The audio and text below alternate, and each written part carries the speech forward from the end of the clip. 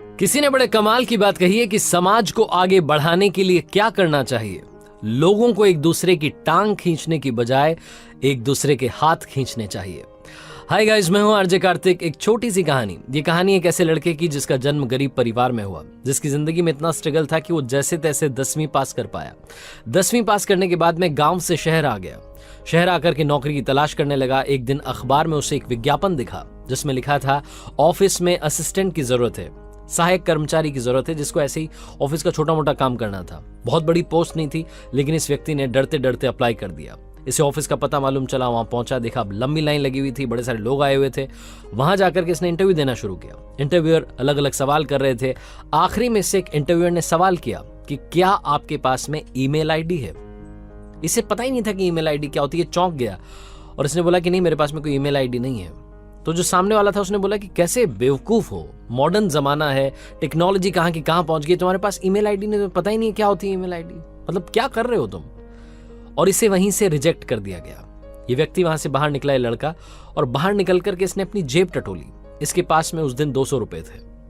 200 रुपयों से उस दिन इसने एप्पल खरीदे और एप्पल बेचने के लिए उस शहर की कॉलोनीज में निकल गया। शाम तक इसने 70 रुपए का प्रॉफिट कमाया और इसे समझ में आया शाम में कि बॉस, ये काम इंटरेस्टिंग है, किया जा सकता है। 270 रुपए से अगले दिन फिर से एप्पल खरीदे, फिर से अगले दिन एप्पल खरीदे, एप्पल खरीदने लगा। धीरे धीरे मंडी में एक छोटी सी दुकान इसकी भी हो गई। उस छोटी सी दुकान को कब इसने बड़ी सी फ्रूट्स की शॉप में बदल दिया, इसे खुद मालूम नहीं चला। मेहनत पर मेहनत करते जा रहा था। एक दुकान जब सेटल हो गई थी, जब खरीदार आने लगे थे, कस्टमर्स बढ़ने लगे थे, तो इसने एक और दुकान लगा ली। एक और फ्रूट्स की शॉप हो गई, फिर तीसरी हो गई, चौथी हो गई। उस शहर में इसकी अकेले की 7 से 8 शॉप्स खुल चुकी थी। अब इसे लग रहा था कि इस बिजनेस को बड़ा करना चाहिए। एक दिन अपने गांव गया, गांव जाकर के रिश्तेदारों को, दोस्तों को बताया कि बॉस, ये वाला अपना काम चल रहा है शहर में, अगर आप आना चाहो तो आ सकते हो। कुछ और दोस्त इसके साथ हो लिए। इन्होंने धीरे धीरे दूसरे शहर में जाकर के अपनी दुकानें खोलना शुरू कर दिया और ये धीरे धीरे एक बड़ा बिजनेसमैन बन गया। जब ये बात मीडिया में आई कि 10वीं पास लड़का, गांव का एक लड़का जो कि शहर में आकर के इतना बड़ा व्यापारी बन गया है, इसका इंटरव्यू करना चाहिए। अलग अलग चैनल्स वाले लोग पहुंच रहे थे। एक दिन एक मैगजीन वाला बंदा पहुंचा इंटरव्यू लेने के लिए और उसने बहुत सारे सवाल किए संघर्ष के बारे में, कैसे आपने बिजनेस ग्रो किया, कैसे आपने शॉप्स डेवलप की, कैसे आपकी पहली शॉप खुली, बहुत सारी बातें हुई। और आखिरी में उसने कहा कि आपके पास अगर ईमेल आईडी हो तो मुझे दे दीजिए, ये इंटरव्यू में आपको मेल कर दूंगा। जैसे उसने कहा तो इसने, जो बिजनेसमैन बन चुका था लड़का, इसने कहा कि बॉस, मेरे पास में ईमेल आईडी नहीं है। तो जो बंदा इंटरव्यू लेने के लिए पहुंचा था, रिपोर्टर, उसने बोला कि आप इतने बड़े बिजनेसमैन हैं और आपके पास में ईमेल आईडी नहीं है। तो जो लड़का बिजनेसमैन बन चुका था, फ्रूट्स का इतना बड़ा व्यापारी था, उसने एक ही जवाब दिया। ध्यान से सुनिएगा। उसने बोला कि मेरे भाई, अगर मेरे पास में ईमेल आईडी होती तो आज मैं इतना बड़ा बिजनेसमैन नहीं होता। छोटी सी कहानी लाइफ में बहुत बड़ी बात सिखाती है। जिंदगी में हर किसी के पास अपना टैलेंट है। अपने टैलेंट को पहचानिए, कॉपी करना बंद कीजिए। जब आप खुद का काम करेंगे, खुद की क्षमता को पहचान करके काम करेंगे, वो काम असफल हो ही नहीं सकता। आप पास होकर के रहेंगे, इस बात की गारंटी है। आरजे कार्तिक एक बार फिर से आपसे कहेगा, अपनी क्षमता को पहचानिए और कर दिखाइए कुछ ऐसा कि दुनिया करना चाहे आपके जैसा। याद रखिए, किसी ने बड़े कमाल की बात कही है कि बड़ा आदमी होना अच्छी बात है, मगर अच्छा आदमी होना बहुत बड़ी बात है। हाय गाइस, मैं हूं आरजे कार्तिक। एक छोटी सी कहानी। ये कहानी एक ऐसे व्यक्ति की जो ट्रेन से सफर किया करते थे, अप डाउन करते थे, अपने दफ्तर जाते थे, वापस आते थे और ट्रेन की जर्नी में से कुछ ना कुछ लर्निंग निकालते थे, कुछ ना कुछ सीखते थे। घर जाकर के डायरी में लिखते थे कि आज मैंने ट्रेन की जर्नी में ये सीखा, आज मेरे सफर में मुझे ये सीखने को मिला। रोजाना का उनका ये रूटीन था। एक दिन वो अपने ऑफिस के लिए निकले, ट्रेन में जाकर के बैठे, ट्रेन रवाना हुई। उनके ठीक सामने वाली बर्थ पर एक फैमिली बैठी हुई थी। बच्चे खिलखिला रहे थे, बातें चल रही थी। तभी वहां से पानी बेचने वाला एक लड़का निकला। पानी की बोतल बेचते हुए लड़का निकल रहा था, जोर जोर से आवाज दे रहा था। इनके सामने वाली बर्थ पर जो फैमिली बैठी थी, उसमें एक भाई साहब थे। उन्होंने बोला उस लड़के को कि बेटा, पानी की बोतल कितने की थी? तो उस लड़के ने बोला कि भैया 20 रुपए की बोतल है। तो इन्होंने बोला, इन भाई साहब ने, कि अरे 15 की बोतल दो, ये क्या 20 रुपए में बेच रहे हो? 15 रुपए में दो तो बताओ। वो जो पानी बेच रहा था लड़का, वो सिर्फ मुस्कुराया, कुछ नहीं बोला, चुपचाप आगे बढ़ गया। ये जो भाई साहब सामने की सीट पर बैठे हुए थे, जो कि रोजाना लिखते थे कि आज क्या सीखा, इनको लगा, अंदर से जिज्ञासा हुई कि भाई क्या मतलब आज सीखा है। तो ये फटाफट से उस लड़के के पीछे गए कि ये मुझे कोई बहुत बढ़िया सा लेसन आज दे देगा, आज मुझे बहुत बढ़िया सी लर्निंग देगा कि क्या करना चाहिए लाइफ में। मुस्कुरा के कैसे चला गया, मतलब जिद बहस नहीं की। उस लड़के के पीछे पीछे निकल लिया। वो लड़का इस कोच से दूसरे कोच में आगे बढ़ चुका था पानी बेचते बेचते। उसे जाकर के रोका और उससे पूछा कि भाई एक बात बताओ, मैं तुमसे कुछ पूछना चाह रहा हूँ। तुम अभी मेरे कोच में थे, वहाँ पर एक फैमिली थी, याद आया तुम्हें? अभी एक बंदा तुमसे बोल रहा था कि 15 की बॉटल दो, 20 की क्यों दे रहे हो? तुमने कुछ नहीं बोला उसको, तुम चुपचाप आगे बढ़ गए। मतलब ऐसा क्यों? तुम्हें गुस्सा उस्सा नहीं आया कि कहाँ मतलब 2-5 रुपए के लिए इतनी जिद बहस कर रहा है गरीब आदमी से? तुम कुछ तो बोलते। उस लड़के ने जो कहा, ध्यान से सुनिएगा। उस लड़के ने कहा कि अरे भैया, वो जो भाई साहब बैठे हुए थे उनको पानी पीना ही नहीं था, उनको प्यास ही नहीं लगी थी। तो ये जो बंदा था जो रोज लिखता था, उसने पूछा कि अरे ऐसा तुम्हें कैसे पता चल गया कि उनको प्यास लगी थी? तुम क्या अंतर्यामी हो? तुम्हें कैसे पता कि उनको प्यास लगी, उन्हें पानी नहीं पीना है? हो सकता है उनको प्यास लगी हो। तो फिर से इस लड़के ने कहा कि उनको प्यास नहीं लगी थी, क्योंकि जिसको प्यास लगती है वो पानी की बोतल लेता है, पानी पीता है, उसके बाद में रेट पूछता है और पैसे दे देता है। वो फालतू की जिद बहस नहीं करता है। उस लड़के ने जब ये जवाब दिया, इन भैया ने जब ये जवाब सुना, घर गए, डायरी में जाकर के बहुत कुछ लिख डाला। इन्होंने लिखा कि लाइफ में अगर हमने गोल बना लिया है, अगर हमारे माइंड में बात क्लियर है, तो फिर हम फालतू के वाद विवाद में, डिस्कशन में नहीं पड़ेंगे। लेकिन अगर हमारा गोल क्लियर नहीं है, अगर हमें पता ही नहीं है हमें क्या करना है, तो हम बहुत सारी कमियां उस गोल में भी, लाइफ के गोल में भी निकालते रहेंगे और बस इसी चक्कर में टाइम बर्बाद कर देंगे। खास करके जितने सारे स्टूडेंट्स इस वीडियो को देख रहे हैं, इस कहानी को देख रहे हैं, उनको मैं बोलना चाहता हूं कि आप अपने गोल को क्लियर कीजिए।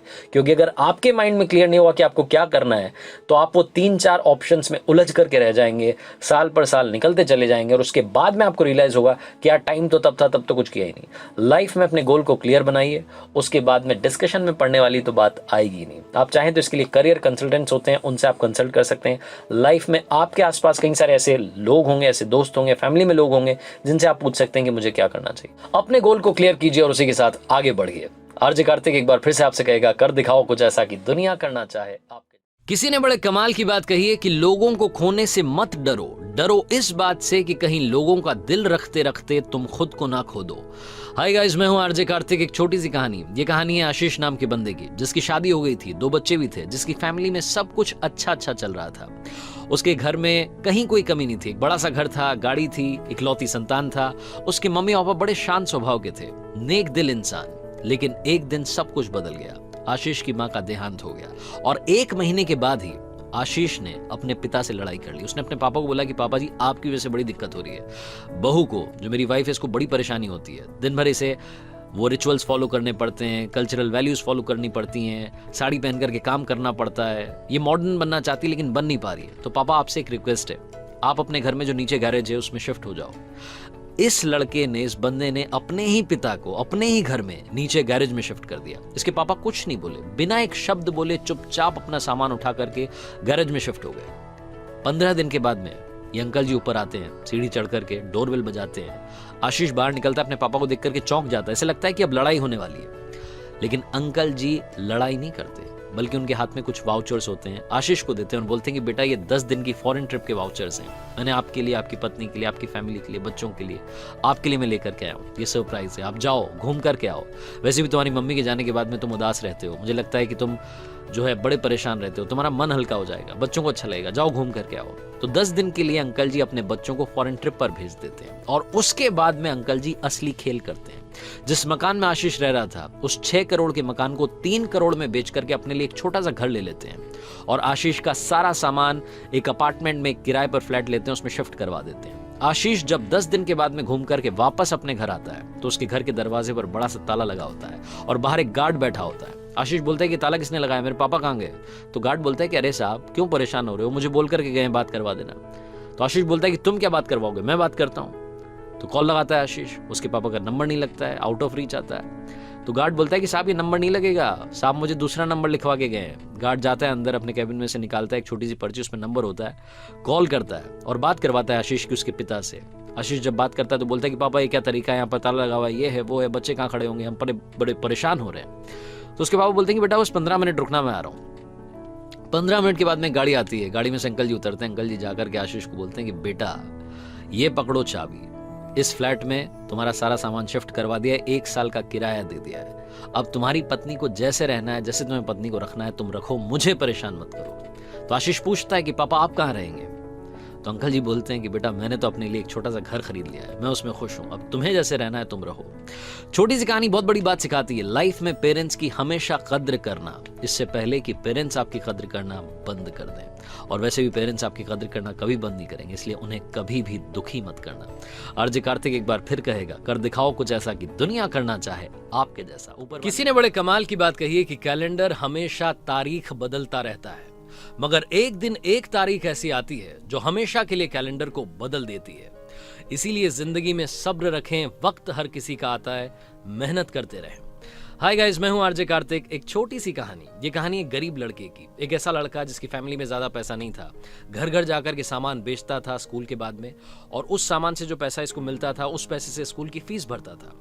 ये लड़का एक दिन ऐसे ही दोपहर में निकला हुआ था सामान बेचने के लिए, घर घर जा रहा था, दरवाजा खटखटा रहा था।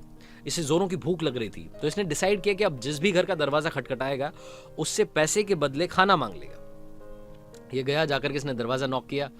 जब दरवाजा खुला तो अंदर से एक लड़की निकली। लड़की को देख करके हक्का बक्का रह गया, हैरान हो गया। तो इसने अचानक से, होता है ना एकदम से आप घबरा जाते हैं, तो इसने पानी मांग लिया, एक गिलास पानी मिलेगा। वो लड़की अंदर गई किचन में, जाकर के सोचने लगी कि लड़का बड़ा परेशान सा लग रहा है, पसीना आ रखा है, सामान लेकर के ढो रहा है इधर से उधर, सामान बेच रहा है, मुझे लगता है कि भूखा होगा। तो उस लड़की ने, उसको अचानक से दया आई, वो अंदर से एक गिलास दूध लेकर के आ गई और दूध ला करके इस लड़के को दे दिया। इस लड़के ने दूध पी लिया। धीरे धीरे दूध पी रहा था और सोच रहा था कि ऊपर वाला अभी भी है, अभी भी इंसानियत जिंदा है, ऊपर वाले का धन्यवाद करना चाहिए। सारी अच्छी बातें इसके दिमाग में आ रही थी कि एक दूसरे की मदद करनी चाहिए। दूध पीने के बाद में इसने ग्लास उस लड़की को वापस दिया और बोला कि इसके बदले में आपको कितने पैसे दूं। तो लड़की ने कहा कि पैसे क्यों दोगे, मेरी मम्मा मुझे हमेशा कहती हैं कि हम अगर किसी की मदद करें तो पैसे नहीं लेने चाहिए, तो आप कुछ मत दीजिए। तो फिर इस लड़के ने कहा कि आप कोई सामान खरीद लीजिए अगर आपको खरीदना है। तो उस लड़की ने कहा कि नहीं, हमें कोई सामान नहीं चाहिए। तो इस लड़के ने कहा कि फिर मैं आपको बस एक ही बात कहूंगा, दिल से धन्यवाद, आपने मेरी मदद की, मुझे भूख लगी थी, आपने भूखे को दूध पिला दिया, थैंक यू सो मच।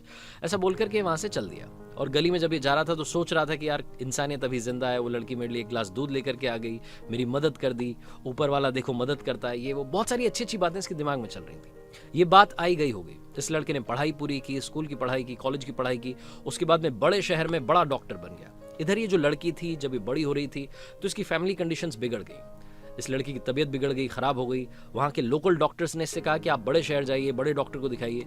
तो इसे ले जाकर के एक बड़े से हॉस्पिटल में एडमिट कर दिया गया, वही हॉस्पिटल जहाँ पर ये लड़का डॉक्टर बन चुका था, डॉक्टर हार्वर्ड केली। डॉक्टर हार्वर्ड केली के पास में एक केस आया, उन्हें पता चला कि एक लड़की इस तरीके से सीरियस कंडीशन में है, बीमार है, आईसीयू में रखी गई है। इन्होंने इसके बारे में पढ़ा, गांव का नाम पढ़ा, तो इन्हें याद आया कि ये तो वही लड़की है। जाकर के देखा तो इन्हें समझ में आ गया कि वही लड़की, उसकी मदद करनी चाहिए।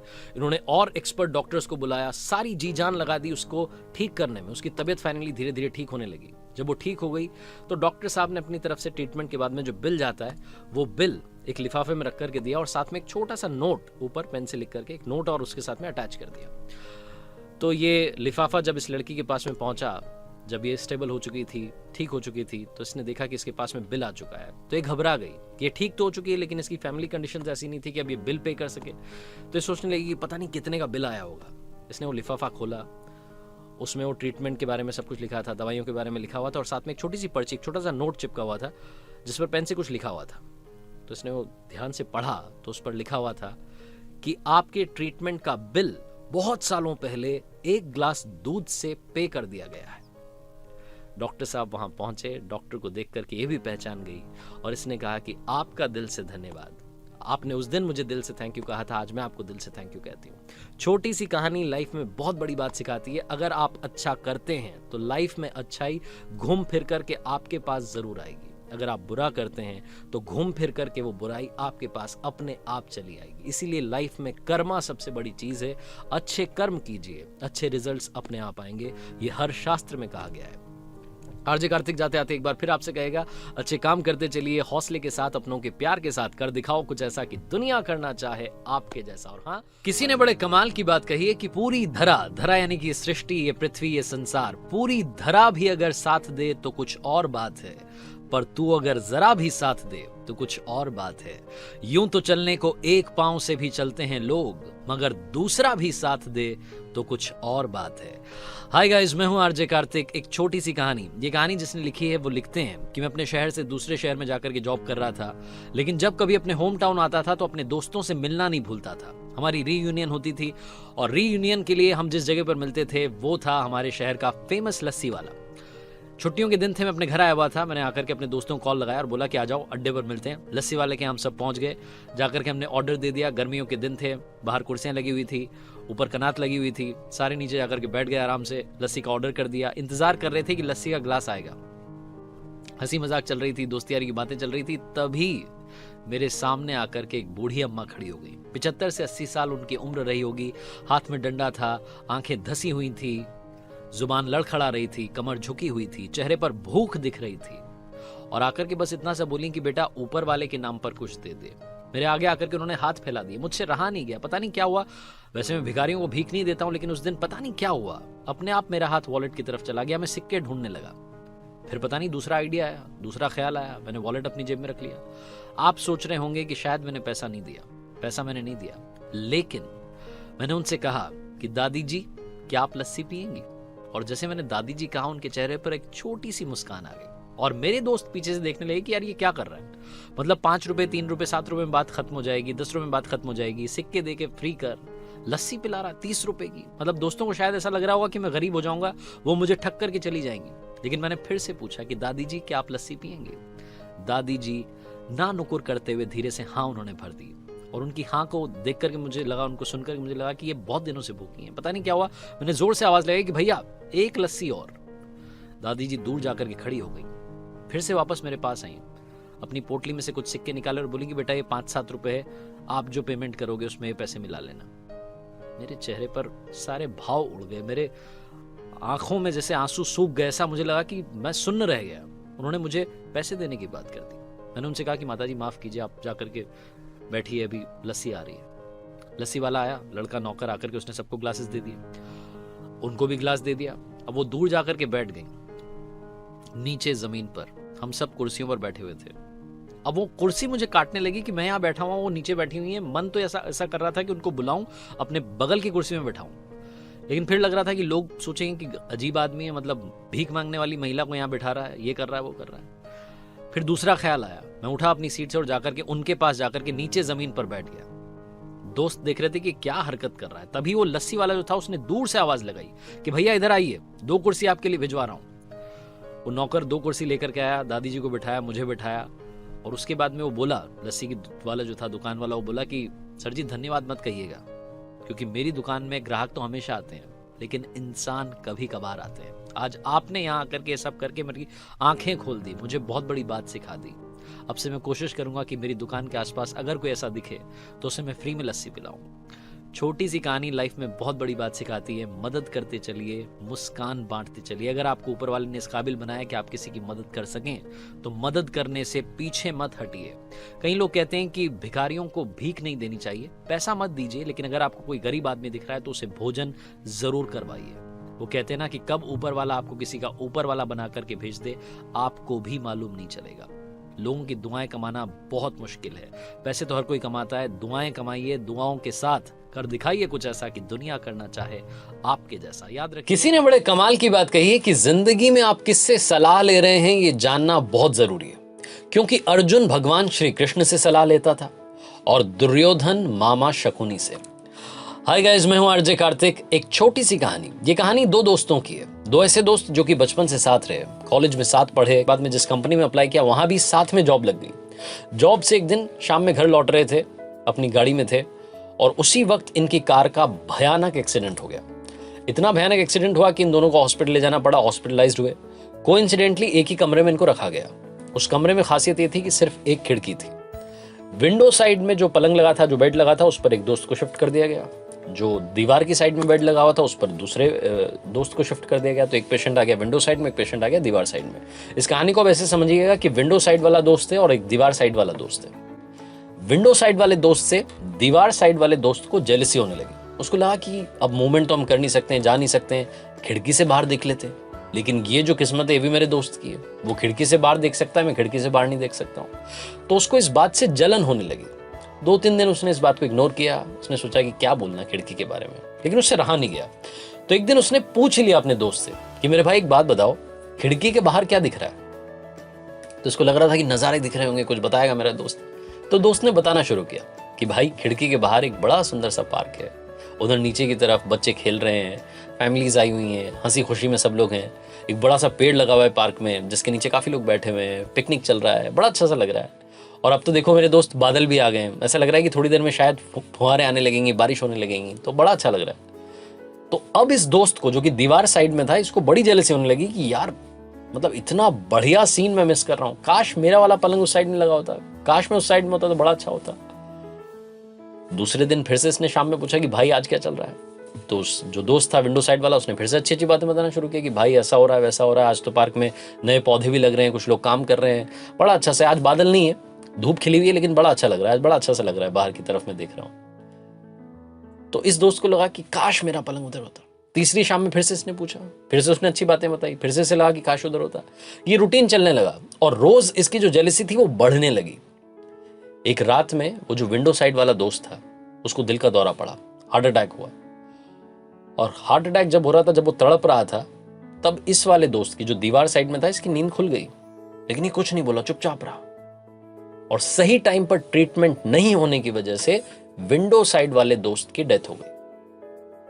जब उसकी डेथ हो गई, उसकी बॉडी को वहां से बाहर निकाला जा रहा था, नर्सिंग स्टाफ आया था, उसकी बॉडी को वहां से हटा लिया गया, वो पलंग खाली हो गया।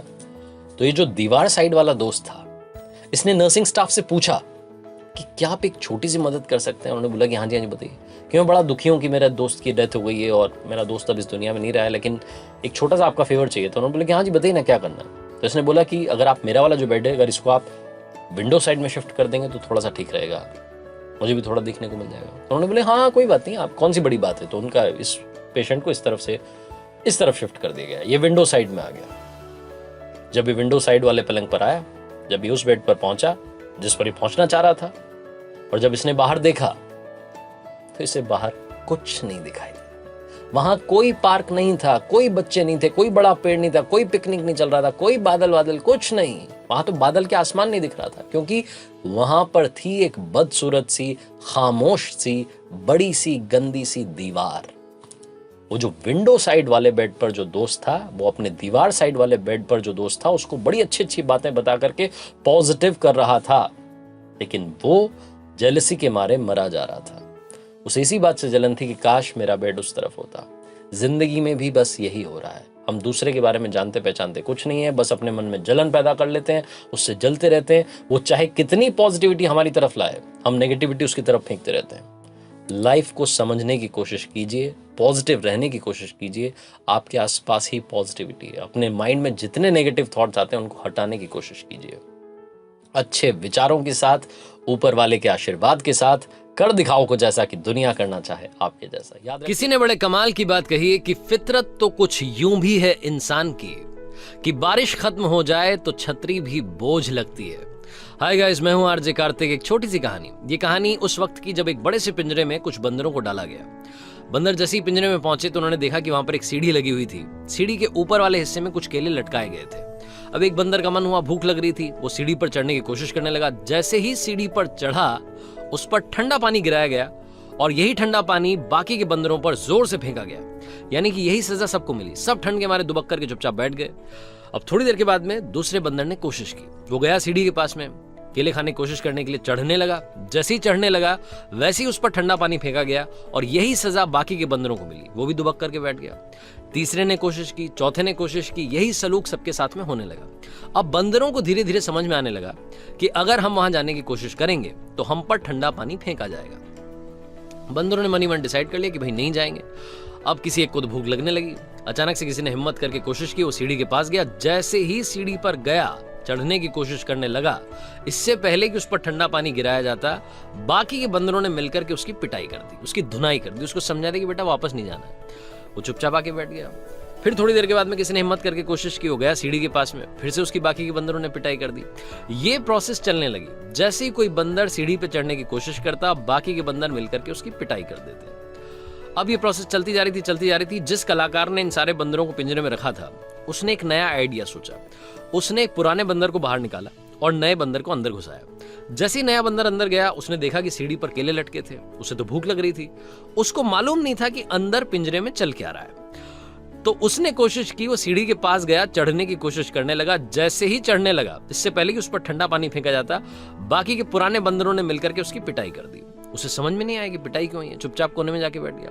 अब फिर से एक पुराने को बाहर निकाला गया, नए बंदर को अंदर लाया गया। जो नया आ रहा था उसको मालूम नहीं था कि अंदर क्या चल रहा है, वो सीढ़ी के पास जाने की कोशिश करता, बाकी के बंदर मिलकर उसकी पिटाई कर देते। धीरे धीरे धीरे धीरे ये एक्सचेंज होने लगा, पुराने बाहर नए अंदर। एक टाइम ऐसा आया कि सारे पुराने बंदर बाहर चले गए, सारे नए बंदर अंदर आ गए, और सारे नए बंदरों को मालूम नहीं था कि पिटाई क्यों हो रही है। ना पीटने वाले को मालूम है, ना पिटने वाले को मालूम है। जैसे ही कोई सीढ़ी के पास जाने की कोशिश करता, बाकी के बंदर मिलकर उसकी पिटाई कर देते। आइडिया किसी को नहीं था कि पिटाई हो क्यों रही है। यही आज हमारी लाइफ में हो रहा है। बहुत पहले कोई प्रथा बनी, कोई ऐसा अंधविश्वास को लेकर के बात बनी जो कि आज तक चली आ रही है। किसी को मालूम नहीं है कि इसका लॉजिक क्या था, क्यों सोच करके इस बात को बनाया गया, लेकिन हम उसे फॉलो करते आ रहे हैं, और उन्हीं चक्करों में आज हम वहीं बैठे हुए हैं जहां हम बैठे हुए थे। हिंदुस्तान आज 135 करोड़ से ज्यादा का एक बहुत बड़ा देश है, इतनी बड़ी जनसंख्या हमारी है, लेकिन 135 करोड़ लोगों में से भी खेल के मामले में बहुत कम सितारे निकल पाते हैं। ओलंपिक्स में बहुत कम मेडल्स हम जीत पाते हैं। क्यों? क्योंकि हमारे पेरेंट्स को लगता है कि खेलों में कोई फ्यूचर नहीं है, क्योंकि पड़ोसी के बेटा जो है वो पढ़ाई कर रहा है, वो खेल में नहीं गया तो हमारा बेटा भी नहीं जाएगा। तो ये जो फेलियर का डर है, इसी डर से हमने अपने बच्चों को घरों में कैद किया हुआ है। आप अपने डर को खत्म कीजिए, इस प्रथा को खत्म कीजिए, आगे बढ़िए, और ये बात याद रखिए कि मालूम नहीं है किसी को भी कि पिटाई क्यों हो रही है। इसलिए एक बार कोशिश करके एक स्टेप उठाइए, आई एम श्योर आप सभी जीत हासिल करेंगे। आरजे कार्तिक एक बार फिर कहेगा, हिम्मत के साथ कर दिखाओ कुछ ऐसा कि दुनिया करना चाहे आपके जैसा। किसी ने बड़े कमाल की बात कही है कि अभी कांच हूं, शायद इसीलिए चुभ रहा हूं, मगर एक दिन देखना मैं आईना बन जाऊंगा और मुझ में पूरी दुनिया देखेगी।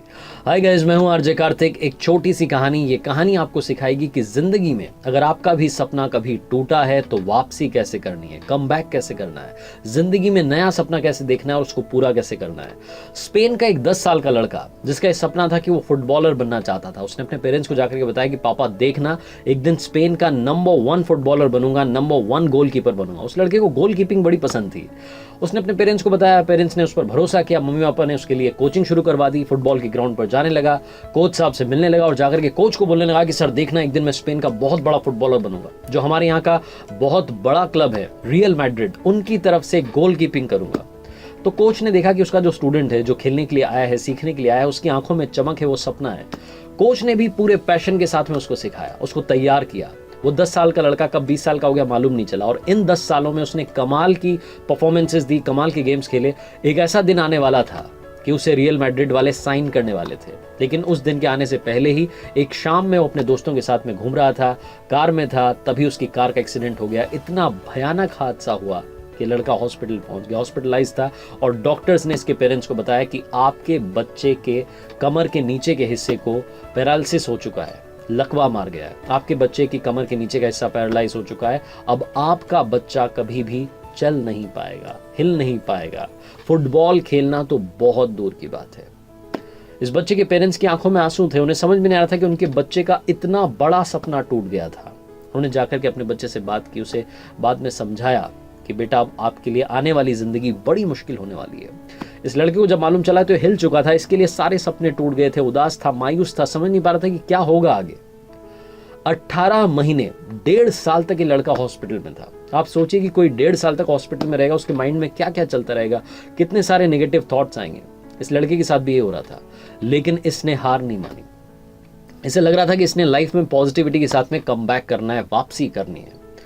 इस लड़के ने जो इसका खाली समय वहाँ पर इसे हॉस्पिटल में मिला था, उसका सही यूटिलाइजेशन करना शुरू किया, उसे सही से यूटिलाइज करना शुरू किया, गाने लिखना शुरू किया, पोएम लिखना शुरू किया। इसे लिखने का शौक था, लिखता चला गया, धुन बनाता चला गया, उन्हें गुनगुनाने लगा, और इसका जो माइंड था वो फुटबॉल से डाइवर्ट होकर के म्यूजिक की तरफ शिफ्ट होने लगा। इसे लगने लगा कि अब इसे म्यूजिक में कुछ करना है। आप सोचिए, वो लड़का जो कि हॉस्पिटल में, लेकिन अब वो नया सपना देख रहा है।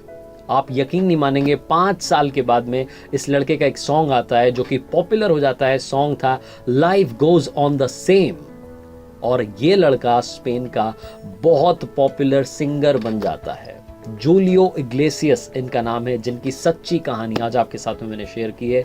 इनके 30 करोड़ से ज़्यादा एल्बम्स बिक चुके हैं, कई भाषाओं में इन्होंने गाने गाए हैं, और ये हमें बताते हैं कि लाइफ में अगर एक सपना टूट जाता है तो जूलियो इग्लेसियस से सीखिए, नया सपना देखना शुरू कीजिए और उस नए सपने के लिए मेहनत करना शुरू कीजिए। कई बार आपसे कहता हूं, आज फिर से कहूंगा, कर दिखाओ कुछ ऐसा कि दुनिया करना चाहे आपके जैसा। याद किसी ने बड़े कमाल की बात कही है, कि सवाल जहर का नहीं था वो तो मैं पी गया, तकलीफ लोगों को तब हुई जब मैं जी गया। हाय गाइस, मैं हूं आरजे कार्तिक। एक छोटी सी कहानी। ये कहानी एक सन्यासी की जो एक नदी के दूसरी तरफ रहा करते थे और नदी के इस पार उनका एक भक्त परिवार रहा करता था। उस परिवार में पिताजी, माताजी और एक बिटिया थी।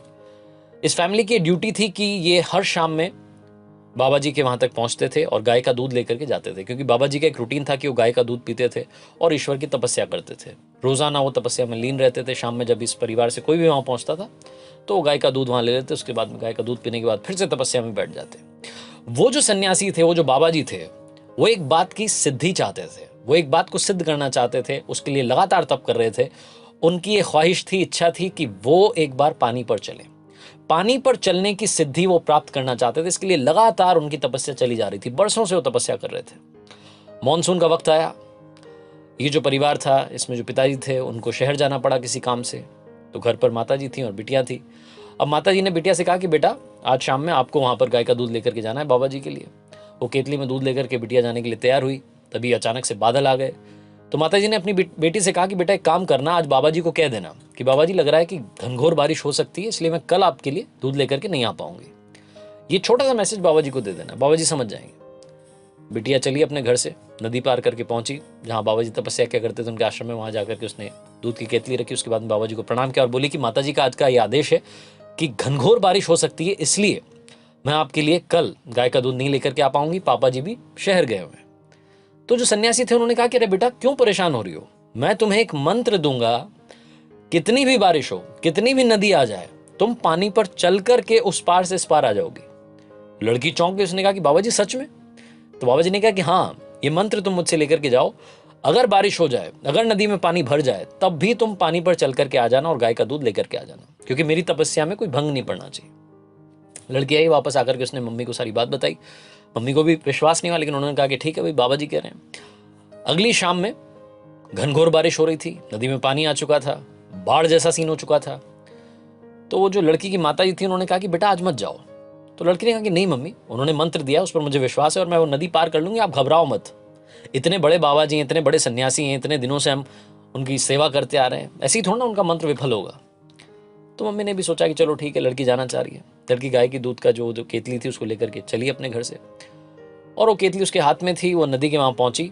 अब इस पार से उस पार जाना था। नदी में पानी भरा हुआ था, बाढ़ आ रही थी। लड़की ने वो मंत्र याद किया और मंत्र जपते जपते जपते जपते नदी पार कर गई। नदी पार करने के बाद वो जो बाबा जी का आश्रम था वहां पहुंची और वहां जाकर के वो गाय की दूध की जो केतली थी वहां पर रख दी। बाबा जी देखते रह गए। बाबा जी सुन्न हो गए। एकदम उनको लगा कि ये क्या हो गया। वो चमत्कार को नमस्कार करने लगे। उनको लगा कि उन्होंने सिद्धि प्राप्त कर ली है। वो जिस चीज की तपस्या सालों से करते आ रहे थे वो आज सिद्ध हो गई। उनकी वजह से, उनके दिए हुए मंत्र की वजह से एक लड़की नदी पार करके पानी पर चलते हुए आ गई। बाबा जी बड़े खुश हुए। उस लड़की को बोला कि धन्यवाद बेटा। लड़की वापस पानी पर चलते हुए मंत्र जपते जपते वापस नदी पार करके आ गई। बाबा जी ये सब देख रहे थे। अब बाबा जी मन ही मन खुश होने लगे, झूमने लगे, नाचने लगे। उनको लगा कि बस अब तो कमाल हो गया है। बाबा जी ने अब सोचा कि क्यों ना मैं खुद चल करके देखूं। बाबा जी नदी पर जो पानी था उस पर चलने के लिए आए। नदी के इस पार से उस पार निकलने की तैयारी करने लगे।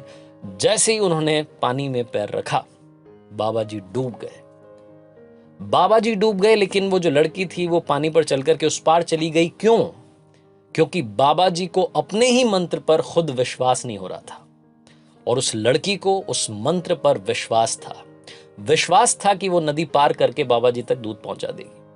छोटी सी कहानी, विश्वास की कहानी बहुत बड़ी बात सिखाती है। जितने सारे गरीब लोग जो बाद में अमीर बने, उनको विश्वास था कि वो चेंज कर सकते हैं, कमाल कर सकते हैं। राइट ब्रदर्स को विश्वास था कि प्लेन एक दिन उड़ेगा और उन्हीं का विश्वास था कि वो प्लेन उड़ा। छोटी सी कहानी बहुत बड़ी बात सिखाती है। विश्वास रखिए खुद पर, क्योंकि जमाना तो आप में बुराई, कमी निकालता रहेगा। जब तक आप खुद से कॉन्फिडेंट नहीं होंगे, आप चेंज नहीं ला सकते। आरजे कार्तिक बस यही कहेगा, खुद पर भरोसा रखिए, ऊपर वाले का आशीर्वाद साथ रखिए, अपनों का प्यार रखिए और हौसले के साथ कर दिखाओ कुछ ऐसा कि दुनिया करना चाहे आपके जैसा। किसी ने बड़े कमाल की बात कही है कि हौसले के तरकश में वो कोशिश का तीर जिंदा रखो। हार जाओ चाहे जिंदगी में सब कुछ, मगर फिर से जीतने की उम्मीद जिंदा रखो। हाय गाइस, मैं हूं आरजे कार्तिक। एक छोटी सी कहानी, ये कहानी आपको सिखाएगी कि किसी भी काम में, चाहे वो पढ़ाई हो, करियर हो, गोल हो, टारगेट हो, किसी भी काम में आप अपना कंसंट्रेशन किस तरीके से बढ़ा सकते हैं। ये कहानी एक फकीर बाबा की है, जिनके बारे में कहा जाता था कि वो किसी भी बात को बड़ी इंटरेस्टिंग तरीके से, इनोवेटिव तरीके से, क्रिएटिव तरीके से समझाते थे, और जिसको समझाते थे उसको बात हमेशा हमेशा के लिए याद हो जाती थी। उनके बारे में बात धीरे धीरे पॉपुलर होने लगी, वो पॉपुलर होने लगे, उनकी ख्याति बढ़ने लगी, और ये बात बढ़ते बढ़ते उस राज्य के राजा तक पहुंची। तो राजा को लगा कि इतने महान बाबा हैं जिनके बारे में इतने सारे लोग कह रहे हैं, तो क्यों ना जाकर के उनसे मुलाकात की जाए। उसने अपने महामंत्री को बुलाया और बोला कि सारी सेना को तैयार कर दो, ढोल नगाड़ों के साथ में शानदार तरीके से हम जाएंगे, बाबा जी का सम्मान करेंगे और थोड़ा सा ज्ञान उनसे लेकर के वापस आएंगे। महामंत्री ने कहा ठीक है, आप जो करेंगे हो जाएगा।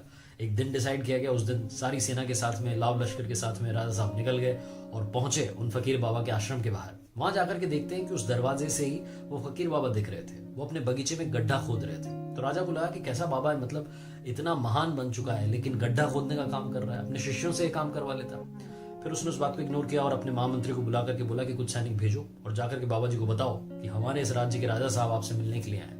राजा को ऐसा लग रहा था कि वो फकीर मतलब खुशी से पागल हो जाएगा, झूमने लगेगा कि राजा मुझसे मिलने के लिए आ गया। लेकिन वहां ऐसा कुछ नहीं हुआ। सैनिक गए, जाकर के बोले कि राजा साहब आपसे मिलने के लिए आए, लेकिन बाबा जी के कानों में कोई असर ही नहीं पड़ा, जू ही नहीं रहेगी, मतलब उन्होंने ध्यान ही नहीं दिया। सैनिक वापस आए, आकर के बताया मंत्री को कि वो तो ध्यान ही नहीं दे रहे। मंत्री ने आकर के राजा को बताया। राजा को बड़ा बुरा लगा।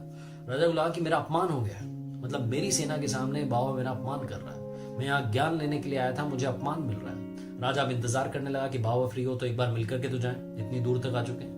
लेकिन बाबा जी अपना काम किए जा रहे थे, गड्ढा खोदे जा रहे थे। अब राजा ये सब देख रहा था, उसे बड़ा अजीब सा लग रहा था। उसने बोला कि ढोल नगाड़े बजाना शुरू करो, क्या पता शोर मचेगा तो इस बाबा को थोड़ा अकल आएगी। उसे लग रहा था कि बाबा फकीर वकीर नहीं है, पागल आदमी है। कुछ देर के बाद में ढोल नगाड़े भी शांत हो गए और थोड़ी देर के बाद में वो बाबा जी अपना काम खत्म करके खुद से आ गए राजा से मिलने के लिए। और आकर के नमस्कार किया और बोले कि राजन आपका स्वागत है हमारे आश्रम में, आइए आपको शीतल जल पिलाते हैं। तो राजा भड़क गया। राजा ने बोला कि क्या पानी वानी की बात कर रहे हो, मैं आपका इंतजार कर रहा हूँ, आप मुझे इंतजार करवा रहे हो, मैं आपसे ज्ञान लेने के लिए आया था, ज्ञान व्यान तो छोड़ो, आपने मेरा अपमान कर दिया। और मतलब इतना छोटा सा काम आप कर रहे हो, गड्ढा खोद रहे हो, कौन सा बड़ा काम कर रहे हो। तो फकीर बाबा जो थे उन्होंने कहा कि बेटा कौन सा काम बड़ा है, कौन सा काम छोटा है, ये तो ऊपर वाला जाने, मैं तो हर काम को बहुत बड़ा मानता हूँ, बहुत महत्वपूर्ण मानता हूँ। और रही बात ज्ञान की, तो वो मैं तुम्हें पहले ही दे चुका हूँ। तो अब राजा के मन में एक जिज्ञासा जागी कि ये ज्ञान कहाँ दिया, अभी तो बात ही नहीं हुई, अब तो हमारी बात शुरू हुई है और बाबा जी कह रहे हैं कि ज्ञान पहले ही दे चुका हूँ, तो इन्होंने किस तरीके से मुझे ज्ञान दिया, वो जानने के लिए उस राजा के मन में बहुत सारे सवाल उठने लगे। तो थोड़ा सा ठंडा हुआ, उसने सोचा कि थोड़ा शांत होकर के पूछूंगा तो शायद बाबा जी बताएंगे। तो उसने पूछा कि बाबा जी समझ में नहीं आया, मतलब आप गड्ढा खोद रहे थे, आपसे मेरी बात नहीं हुई, मैं आपका इंतजार कर रहा था, आश्रम के बाहर खड़ा था, और आप कह रहे हैं कि आपने मुझे ज्ञान दे दिया, कैसा ज्ञान आपने मुझे दिया। तो फकीर बाबा ने जो जवाब दिया वो ध्यान से सुनिएगा। फकीर बाबा ने कहा कि बेटा जब मैं गड्ढा खोद रहा था, ऐसा तुम्हें लग रहा था कि मैं गड्ढा खोद रहा था, लेकिन ऐसा नहीं था। मैं गड्ढा नहीं खोद रहा था, बल्कि गड्ढा खोदने की जो क्रिया है वो बन चुका था। मैं वहां पर काम करने वाला नहीं था, वो खुद में जो क्रिया थी अपने आप होती चली जा रही थी। मैं इतना तल्लीन हो चुका था कि मुझे तुम्हारे किसी भी सैनिक की आवाज नहीं है, किसी ढोल नगाड़े की आवाज नहीं, बस अपना काम किए जा रहा था। वो गड्ढा अपने आप खुदता चला जा रहा था, मैं अपने आप काम करता जा रहा था। और जब तक वो काम पूरा नहीं हुआ मुझे पता ही नहीं चला। जैसे ही काम पूरा हुआ तो मुझे तुम नजर में आए, तुम्हारा ध्यान आया और तुमसे मिलने के लिए आया। उस दिन उन फकीर बाबा ने उस राजा को बहुत बड़ी बात सिखाई कि कंसंट्रेशन क्या चीज होती है। कई सारे लोग कई सारे टारगेट्स बनाते हैं, गोल्स बनाते हैं और सोचते हैं कि हम टारगेट अचीव कर लेंगे, लेकिन कर नहीं पाता है। पता है क्यों? क्योंकि आप वो काम करने वाले होते हो लेकिन उस काम को ढंग से कर नहीं रहे होते हो। आप काम करने वाले तो होते हो लेकिन वो क्रिया नहीं हो रही होती है, आपका कॉन्सेंट्रेशन वहां पर नहीं होता है। जो भी आप टारगेट बना रहे हैं लाइफ में, जो भी आप करना चाह रहे हैं, पूरे मन के साथ कीजिए, पैशन के साथ कीजिए, वो चीज आपके पास अपने आप चली आएगी। और रही बात उस काम को करने की, तो बस काम करने से पहले ये सोचिएगा कि क्या आपको उस काम में मजा आ रहा है या नहीं आ रहा है। आरजे कार्तिक आपसे बस यही रहेगा कि अपने पसंद का काम कीजिए, अपने पसंद से टारगेट बनाइए और फिर उसे अचीव करने के लिए पूरे पैशन के साथ में लग जाइए। वही कॉन्सेंट्रेशन लेकर के आइए जो फकीर बाबा उस गड्ढे को खोदने में लेकर के आए थे। आप काम करने वाले नहीं रहेंगे, आप क्रिया बन जाएंगे। आरजे कार्तिक एक बार फिर से कहेगा, कर दिखाओ कुछ ऐसा कि दुनिया करना चाहे आपके जैसा। याद रखिए, हर सोमवार सुबह 9:30 बजे मेरे फेसबुक पेज, यूट्यूब चैनल पर देखिए एक नई कहानी। किसी ने बड़े कमाल की बात कही है कि तट पर बैठे बैठे तेरे हाथ कहां कुछ आएगा, रत्न मिलेंगे तुझको जब सागर की तह में जाएगा। कुछ ना आया हाथ समझना डुबकी अभी अधूरी है, चाहे जितना भी हो मुश्किल पहला कदम जरूरी है। हाय गाइस, मेरा नाम है आरजे कार्तिक। हिंदुस्तान में लॉकडाउन जब हुआ तब कई सारे छोटे छोटे किस्से हुए।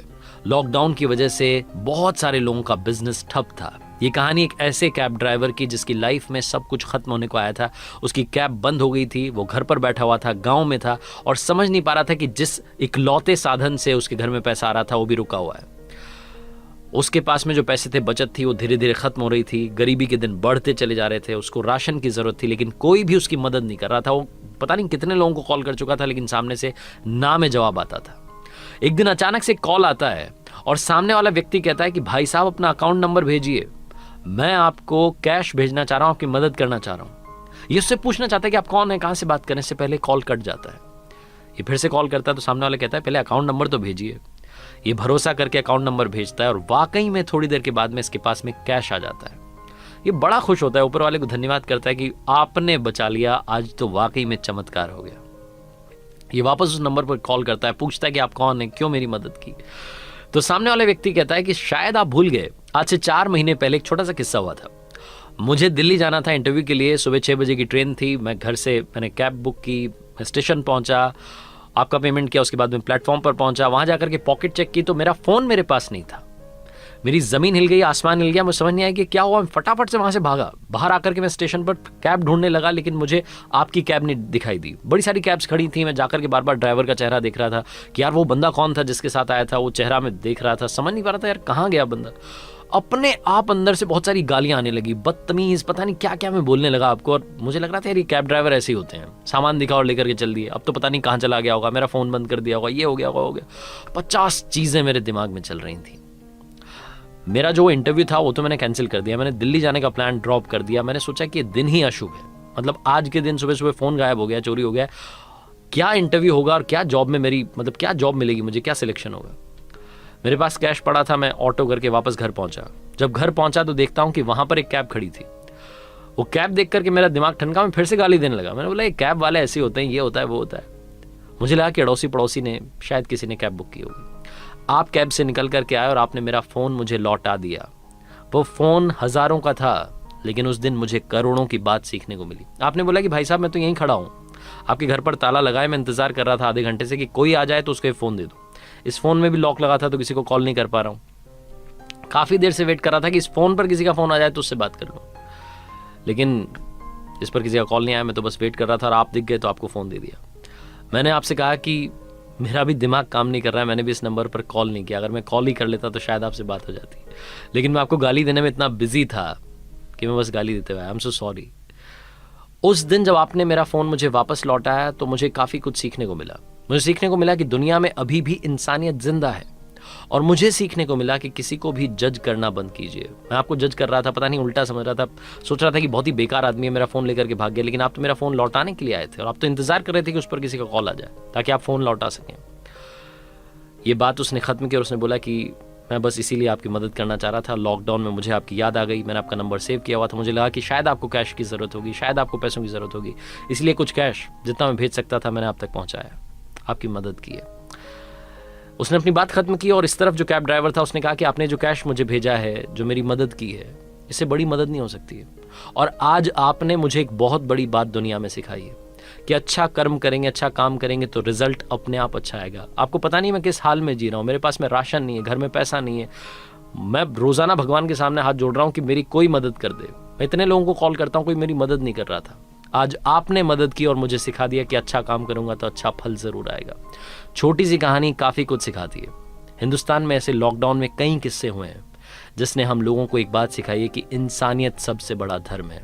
और याद रखना, अच्छा काम करेंगे अपने आप आपके साथ अच्छा होगा, यकीन मान के चलिए। आरजे कार्तिक बस यही कहेगा, अच्छे काम कीजिए, अच्छे कर्मों के साथ कर दिखाओ कुछ ऐसा कि दुनिया करना चाहे आपके जैसा। किसी ने बड़े कमाल की बात कही है कि हम दिए को तो फूंक मार कर बुझा सकते हैं, मगर अगरबत्ती को नहीं, क्योंकि जो महकता है उसे कौन बुझा सकता है, और जो जलता है वो तो खुद ही बुझ जाता है। हाय गाइस, मैं हूं आरजे कार्तिक। एक छोटी सी कहानी। ये कहानी एक ऐसी महिला की जो कि रोजाना मंदिर जाती थी, उनका यही डेली रूटीन था। वो अपने शहर में रहें, गांव चली जाएं, किसी शादी में चली जाएं, जहां कहीं रहें, देश में रहें, विदेश में रहें, उन्हें किसी न किसी मंदिर जाकर के दर्शन करने होते थे। वो अपने शहर में जिस मंदिर में जाती थी वहां रोजाना जाती थी, ऑब्जर्व करती थी काफी कुछ। तो जब वो पहुंची मंदिर में तो उन्होंने देखा कि काफी कुछ गलत हो रहा है। उनसे उस दिन रहा नहीं गया। पंडित जी के पास गई, जाकर के बोली कि पुजारी जी प्रणाम, मेरी एक समस्या, उसका समाधान कीजिए। तो पंडित जी ने कहा कि बताइए क्या बात हो गई, हमसे कोई गलती हो गई, यहाँ किसी ने आपसे कुछ कह दिया? तो उस महिला ने कहा कि मुझसे किसी ने कुछ नहीं कहा, लेकिन मैं यहाँ आकर के देखती हूँ कि यहाँ पर चल क्या रहा है, यहाँ पर नाटक चल रहा है। तो पुजारी जी ने कहा कि हो क्या गया, क्या बात हो गई? तो महिला ने कहा कि मुझे लगता है कि यहाँ जितने लोग आ रहे हैं वो सिर्फ यहाँ आकर के नौटंकी कर रहे हैं, क्योंकि वो आधे से ज्यादा टाइम मोबाइल चला रहे होते हैं, भगवान का वीडियो बना रहे होते हैं, फोटो खींच रहे होते हैं, खुद की फोटो खींच रहे होते हैं, मंदिर की फोटो खींच रहे होते हैं। वो भक्ति में तो लीन होते ही नहीं है। वो यहाँ सिर्फ दिखावा करने के लिए आते हैं कि हम मंदिर आ गए। कुछ लोग जो होते हैं वो गॉसिप कर रहे होते हैं, बहू की बुराई, सास की बुराई, अपने करियर की बातें, बॉस की बुराई, यहां पर गपशप चल रही होती है। यहां पर भक्ति कम होती है, दिखावा ज्यादा होता है। वो महिला अपनी शिकायत जो थी की जा रही थी। पंडित जी ध्यान से सुन रहे थे। सारी बात खत्म होने के बाद में बोले कि काम कीजिएगा, आपकी सारी समस्या का समाधान आपको कल मिल जाएगा, आपको बस 2 काम करने हैं। बोले कि हाँ बताइए क्या काम करने हैं, महिला ने पूछा। तो पंडित जी ने कहा कि 2 काम कीजिएगा। पहला काम तो ये कि पैदल पैदल आप कल मंदिर आइएगा, आपकी साधन से मत आइएगा, वाहन से। और दूसरा काम, अपने घर से एक लोटे में जल भर के लाइएगा, लोटे को पूरा जल से भर लेना। बस ये ध्यान रखना कि उसमें पानी वानी ना गिर जाए। यहां मंदिर आने के बाद में आप 3 परिक्रमा उस लोटे के साथ में कर लीजिएगा। उसके बाद में मैं आपको आपकी समस्या का समाधान दे दूंगा। महिला को जो बताया गया था उन्होंने वही किया। पैदल पैदल घर से आई, मंदिर आकर के 3 परिक्रमा की, हाथ में लोटा था, लोटे में जल था, पूरा ऊपर तक भरा हुआ था, पूरा ध्यान था कि पानी वानी ना गिर जाए। सब कुछ हो गया। उसके बाद में जाकर के पंडित जी को प्रणाम किया, बोलेंगे अब बताइए क्या उसका समाधान है, क्यों ये लोग भक्ति में लीन नहीं है, क्यों ये लोग नौटंकी करते हैं?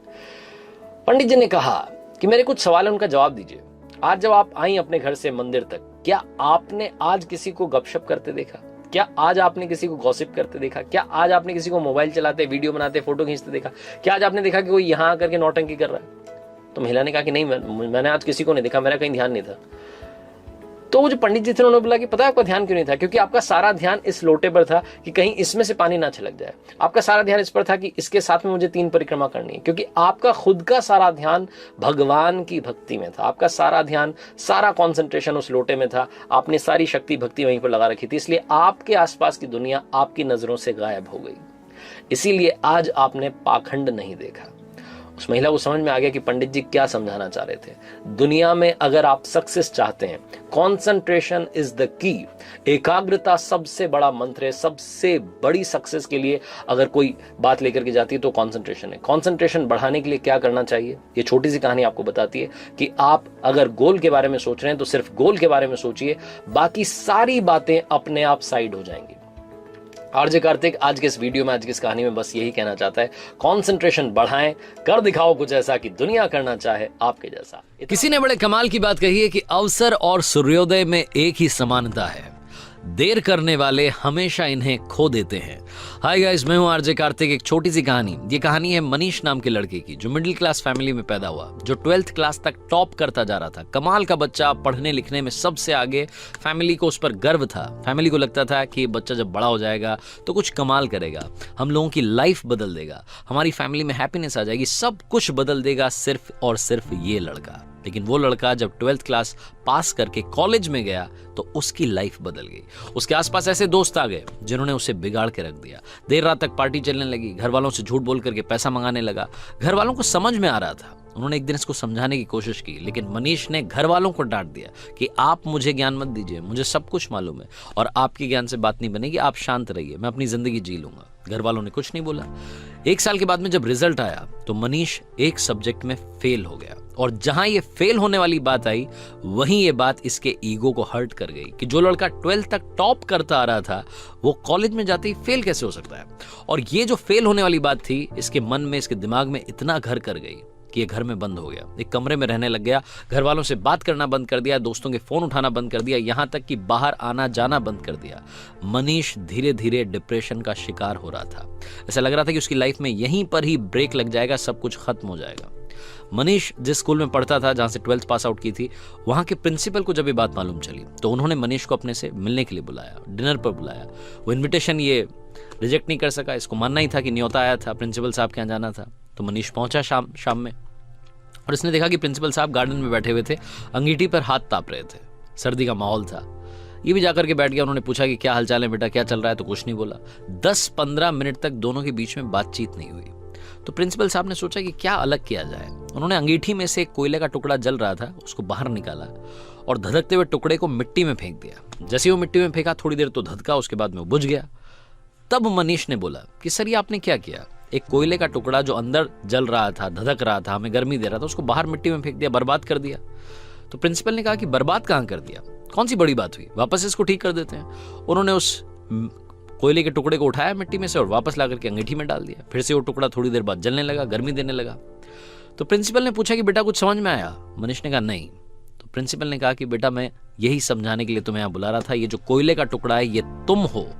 तुम जब अंगीठी से बाहर आए, गलत संगति में गए, मिट्टी में गए तो बुझ गए, लेकिन वापस आकर के जल सकते हो। शर्त यह है कि अब अंगीठी में वापस आना होगा, अपनी लाइफस्टाइल बदलनी होगी, अपने दोस्त बदलने होंगे। बस इतनी सी बात तुम्हें समझाने के लिए यहां बुलाना चाहता था। मनीष को सारी बात समझ में आ गई, उसकी लाइफ बदल गई। हम में से कई सारे लोग ऐसे हैं जो डिप्रेशन का शिकार हो रहे हैं सिर्फ और सिर्फ एक घटना की वजह से। हो सकता है जिंदगी किसी मोड़ पर आप फेल हो गए हों और आपको लग रहा हो कि सब कुछ बर्बाद हो गया है, इससे आगे कुछ नहीं हो सकता। एक कोट मैंने पढ़ा था, मुझे बड़ा पसंद है, लाइफ गोज ऑन, जिंदगी चलती रहती है, so just keep going. Life goes on, so just keep going, चलते रहिए, सब कुछ अच्छा होगा, ये विश्वास रखिए। आरजे कार्तिक एक बार फिर आपसे कहेगा कि अगर फेल होना बहुत बड़ी बात है तो ऐसा मत सोचिए। फेल होने के बाद बाउंस बैक करना सबसे कमाल और सबसे जरूरी बात है। ऐसे कई सारे एग्जाम्पल्स हमारे सामने हैं जो फेल हुए लेकिन उन्होंने वापसी की।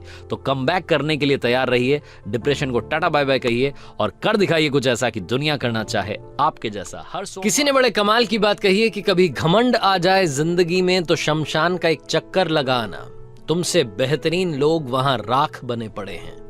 हाय गाइस, मैं हूं आरजे कार्तिक। एक छोटी सी कहानी। एक बार एक बड़े बिजनेसमैन एक बड़े से ऑडिटोरियम में स्पीच दे रहे थे और बता रहे थे कि लाइफ में बाउंस बैक कैसे करें। वो अपनी कहानी सुना रहे थे कि उनको जिंदगी में 3 गुरु मिले। उन्होंने बताया कि जब वो यंग एज में थे, एक बिजनेस शुरू किया था, स्टार्टअप शुरू किया था, तो उनका बिजनेस फ्लॉप हो गया और उनकी एक लव लाइफ चल रही थी जहां लड़की चली गई, तो पर्सनल लाइफ प्रोफेशनल लाइफ दोनों में धोखा मिल गया। उन्हें समझ नहीं आता कि क्या करें। इतने उदास हो गए, इतने डिप्रेशन में आ गए कि घर बार छोड़ करके घर से बाहर निकल लिए। पता नहीं था कि बाबा बनूंगा, क्या करूंगा। तब उन्हें मिले 3 गुरु। पहला गुरु जो उन्हें मिला वो पहले ही दिन मिला। वो घर से निकल चुके थे, मालूम नहीं था कहाँ जाना है। पहुंचते पहुंचते एक छोटे शहर में पहुंचे, रात हो चली थी, दुकानें बंद थी, घर बंद हो चुके थे लोगों के, कहाँ रुकेंगे, क्या करेंगे, समझ नहीं आ रहा था। तभी ने गली में एक व्यक्ति दिखा जो कि एक दीवार में छेद कर रहा था। ये उसके पास गया और जाकर के बोला कि भैया अगर आप मेरी मदद करें, मुझे बस रात रुकना है, एक रात गुजारनी है, अगर आप अपने घर में जगह दें। जैसे इन्होंने बोला तो वो बंदा बोला कि पागल है क्या, ये मेरा घर थोड़ा है, मैं तो खुद यहाँ दीवार में छेद कर रहा हूँ, मैं तो चोर हूँ भाई, चोरी करने आया हूँ, मैं तुम्हें कहाँ रखूंगा। तो उन्होंने कहा कि अगर कुछ मदद हो पाती। तो चोर को लगा कि सही बंदा है। चोर अपने साथ में ले गए। एक रात रुकने की बात हुई थी लेकिन चोर इतना अच्छा निकला, ये बताते हैं कि इन्होंने वहां 15 रातें गुजार दी। और ये बताते हैं कि जब भी रात में चोर चोरी करने के लिए जाता था तो इनको 2 बात बोल के जाता था कि भैया आराम से सोना और ऊपर वाले को याद करके प्रार्थना करके फिर सोना। जब चोरी करके वापस आता था तो ये पूछते थे कि आज कुछ बड़ा हाथ लगा, आज कुछ माल मिला, क्या हुआ। तो चोर कहता था कुछ नहीं हुआ, लेकिन शायद कल कुछ अच्छा होगा, ऊपर वाला सब कुछ अच्छा करेगा। वो ये पॉजिटिविटी का मैसेज देता था। ये बताते हैं कि 15 दिन उस चोर के साथ रहे और उन 15 दिनों में इन्होंने एक ही बात सीखी कि लाइफ में एक चोर भी मुझे पॉजिटिविटी सिखा रहा था। चोर भी बता रहा था कि सब कुछ अच्छा होगा, धीरज रखो। दूसरा गुरु जो इन्हें मिला वो था एक कुत्ता। गर्मी के दिन थे, प्यास लग रही थी, रास्ता भटक गए थे, जंगल में थे, तो इन्हें एक जोरदार तरीके से भागता हुआ एक कुत्ता दिखा जो दौड़ता चला जा रहा था। इनको लगा कि पता नहीं क्या हो गया, उसके पीछे पीछे चले तो देखा कि वो कुत्ता दौड़ता हुआ नदी किनारे चला गया। इन्हें भी नदी मिल गई, प्यास बुझाने लगे। कुत्ता भी शायद प्यासा था, वो प्यास बुझाने के लिए बार बार नदी के पास जाता, वापस आता, पास जाता, वापस आता। इन्होंने सोचा कि मैंने तो अपनी प्यास बुझा ली, कुत्ते के साथ क्या चक्कर है। तो इन्हें समझ में आया कि कुत्ता जो था वो नदी के पास जाता, अपनी परछाई देख करके डर जाता, वापस चला जाता, डर जाता, वापस चला जाता। फाइनली कुत्ते ने हिम्मत की और जाकर के सीधी छलांग लगा दी। कुत्ते ने जाकर के अपनी प्यास बुझा ली, वापस भी बाहर आ गया। लेकिन उस छोटी सी घटना ने इन्हें सिखाया कि लाइफ में अगर कहीं भी मुसीबत आ रही है तो एक जंप मारना जरूरी है, क्या पता उस जंप के नीचे से मुसीबत निकल जाए। तीसरा गुरु जो इन्हें मिला वो था एक छोटा सा बच्चा। एक छोटा बच्चा एक गाँव में मोमबत्ती लेकर जा रहा था। तो इन्होंने सोचा कि क्यों ना थोड़ी हंसी मजाक की जाए। उस बच्चे को अपने पास बुलाया और बोला कि बेटा एक बात बताओ, ये जब मोमबत्ती तुमने जलाई होगी तो वो लाइट कहाँ से आई थी जिससे ये मोमबत्ती जली, वो उजाला कहाँ से आया था। तो बच्चे ने सोचा कि तो मेरे मजे ले रहे हैं। तो बच्चे ने अचानक से मोमबत्ती बुझा दी और उसके बाद बोला कि ये जो उजाला गया है कहाँ गया, बताओ ना, आप बताओ कहाँ गया उजाला।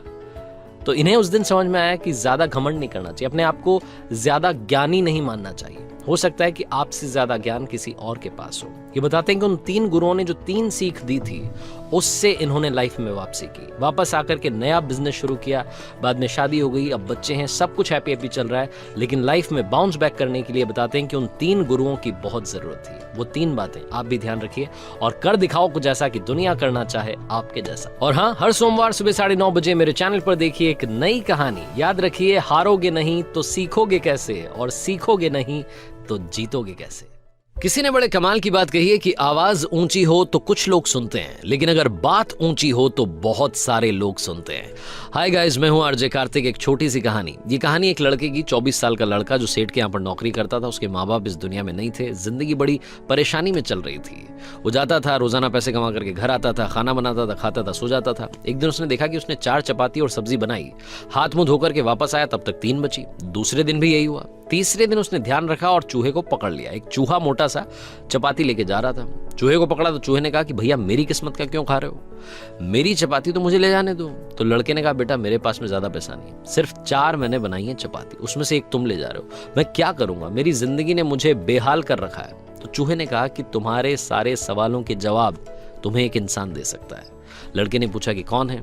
तो चूहे ने कहा कि गौतम बुद्ध हैं, उनके आश्रम में जाओ, उनसे अपनी जिंदगी के बारे में पूछो, वो तुम्हें रास्ता बताएंगे कि करना क्या है। लड़के ने कहा बहुत बढ़िया बात है। चूहे की बात मान ली, गौतम बुद्ध से मिलने के लिए चल पड़ा। सेठ से छुट्टी ले ली 5-6 दिन की। रास्ता लंबा था, रात हो गई। इस लड़के को कुछ दिखाई नहीं दे रहा था। थोड़ी दूर पर एक हवेली दिखाई दी, वहां गया, जाकर के शरण मांगी। हवेली की मालकिन ने पूछा कि बेटा कहाँ जा रहे हो? तो लड़के ने कहा कि गौतम बुद्ध के आश्रम जा रहा हूं, उनसे मिलने के लिए।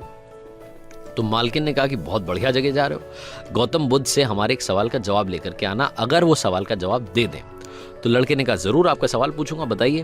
तो हवेली की मालकिन ने कहा कि बेटा मेरी 20 साल की बेटी है जो 20 सालों से एक शब्द नहीं बोली है, बोल नहीं सकती है, बस उनसे पूछ लेना कि ये बेटी कब बोलेगी। ये बोलते बोलते उनकी आंखों में आंसू आ गए।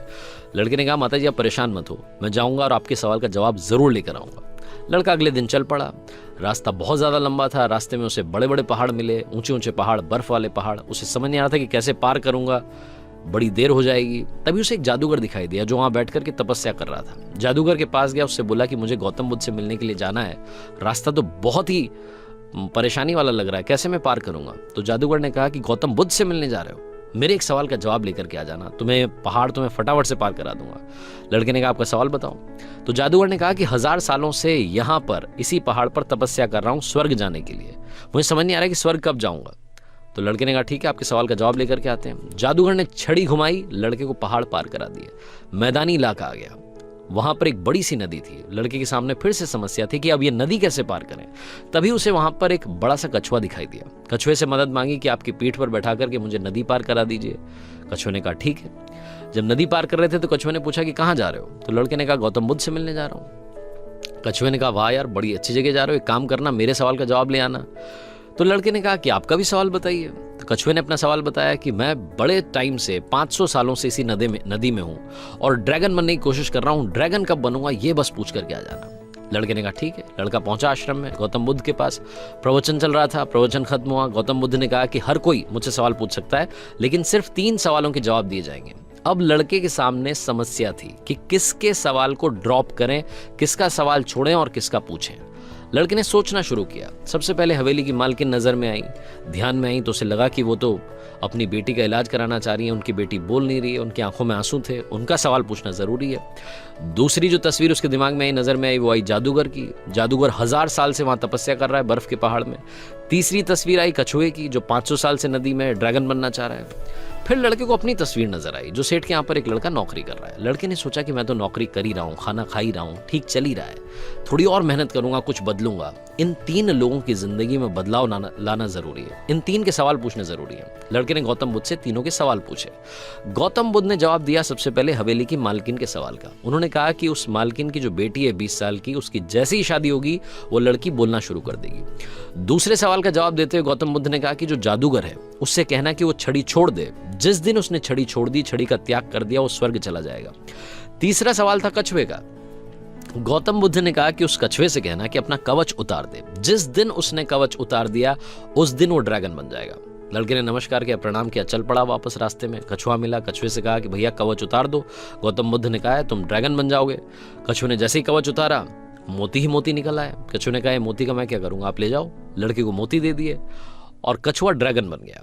थोड़ा आगे चला तो जादूगर मिला। जादूगर को जाकर के कहा कि भैया आपको छड़ी छोड़नी पड़ेगी तभी आप स्वर्ग जा पाओगे। जादूगर ने कहा ये लो छड़ी छोड़ दी, ये छड़ी तुम रख लो, मैं स्वर्ग चला जाऊंगा। जादूगर स्वर्ग चला गया।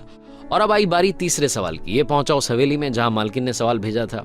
मालकिन से जाकर के बोला कि मालकिन आपका जो सवाल था उसको जवाब मिल गया है। आपकी 20 साल की बेटी की जिस दिन शादी हो जाएगी उस दिन ही बोलना शुरू कर देगी। उन्होंने कहा क्या बात है, तो देर कैसी, मेरे सामने ही तो दूल्हा बैठा है, तुमसे बढ़िया लड़का कौन हो सकता है। लड़की को बुलाया गया, लड़के ने लड़की को देखा, लड़की ने लड़के को देखा, शादी करा दी गई।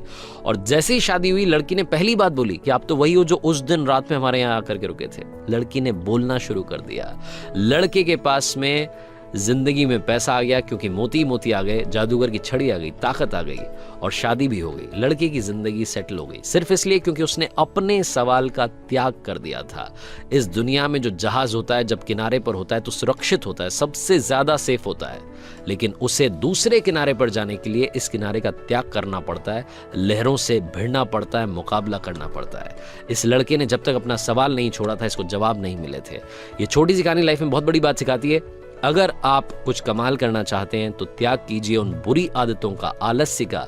सुबह जल्दी उठना शुरू कीजिए, अपनी लाइफ में जो बैड हैबिट्स हैं उन्हें हटाइए, तभी जाकर के आप कमाल कर पाएंगे। आरजे कार्तिक एक बार फिर आपसे कहेगा, कर दिखाइए कुछ ऐसा कि दुनिया करना चाहे आपके जैसा। हर सोमवार किसी ने बड़े कमाल की बात कही है कि आंख दुनिया की हर चीज को देख पाती है, मगर आंख के अंदर कुछ चला जाए तो उसे कभी नहीं दिखाई देता।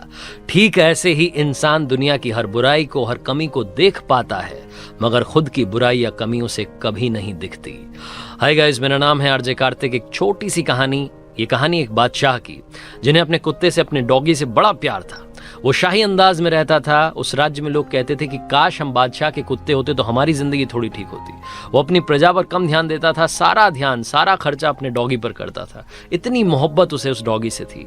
कुछ लोग मिसाल दिया करते थे कि जानवरों से प्रेम करना हो तो बादशाह से सीखिए। बादशाह जहां भी जाते थे, जिस भी मीटिंग में जाते थे, पॉलिटिकल मीटिंग हो या कहीं प्रजा के सामने मीटिंग हो, हर जगह पर अपने डॉगी को साथ में रखते थे। दरबार में भी वो बैठा करता था।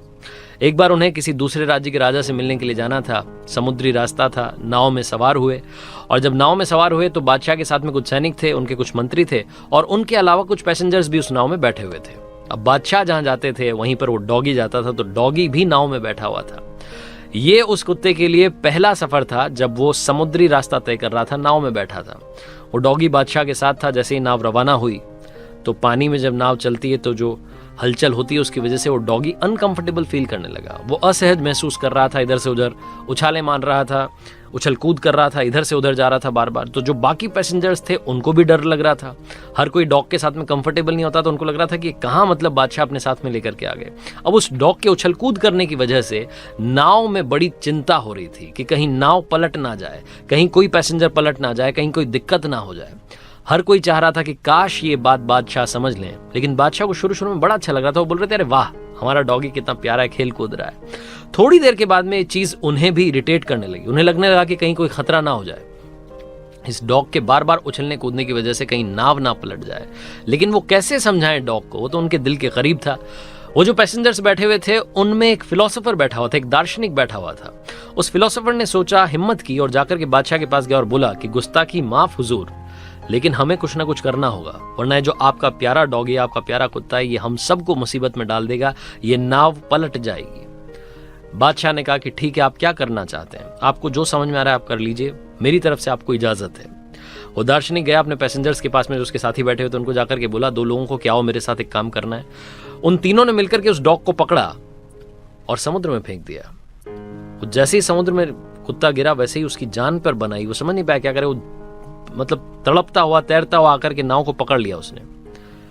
थोड़ी देर तक वो नाव को पकड़ करके नाव चलती रही, वो उसके साथ में रहा। उसके बाद में दार्शनिक जो था, फिलोसोफर जो था, उसने अपने साथियों से कहा कि भाई काम करते हैं, इसको वापस उठा करके नाव में ले आते हैं।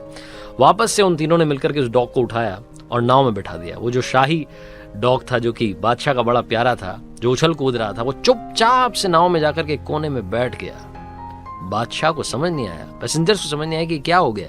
अचानक से इसकी उछल कूद बंद हो गई। तो बादशाह ने पूछा उस दार्शनिक से, फिलोसोफर से, कि क्या किया, जो इतना उछल कूद रहा था वो अचानक से पालतू बकरी बन गया है। तो फिलोसोफर ने कहा कि बादशाह, बड़ी सिंपल सी बात है, जिंदगी में जब तक खुद पर कोई विपत्ति नहीं आती, खुद पर कोई प्रॉब्लम नहीं आती, तब तक हमें दूसरे की प्रॉब्लम, दूसरे की सिचुएशन समझ नहीं आती है। जब खुद की जान पर बनाती है तो हम दूसरे की सिचुएशन अपने आप समझ जाते हैं। सामने वाले की जिंदगी में क्या चल रहा है, किन वजहों से चल रहा है, आप और हम कुछ नहीं जानते।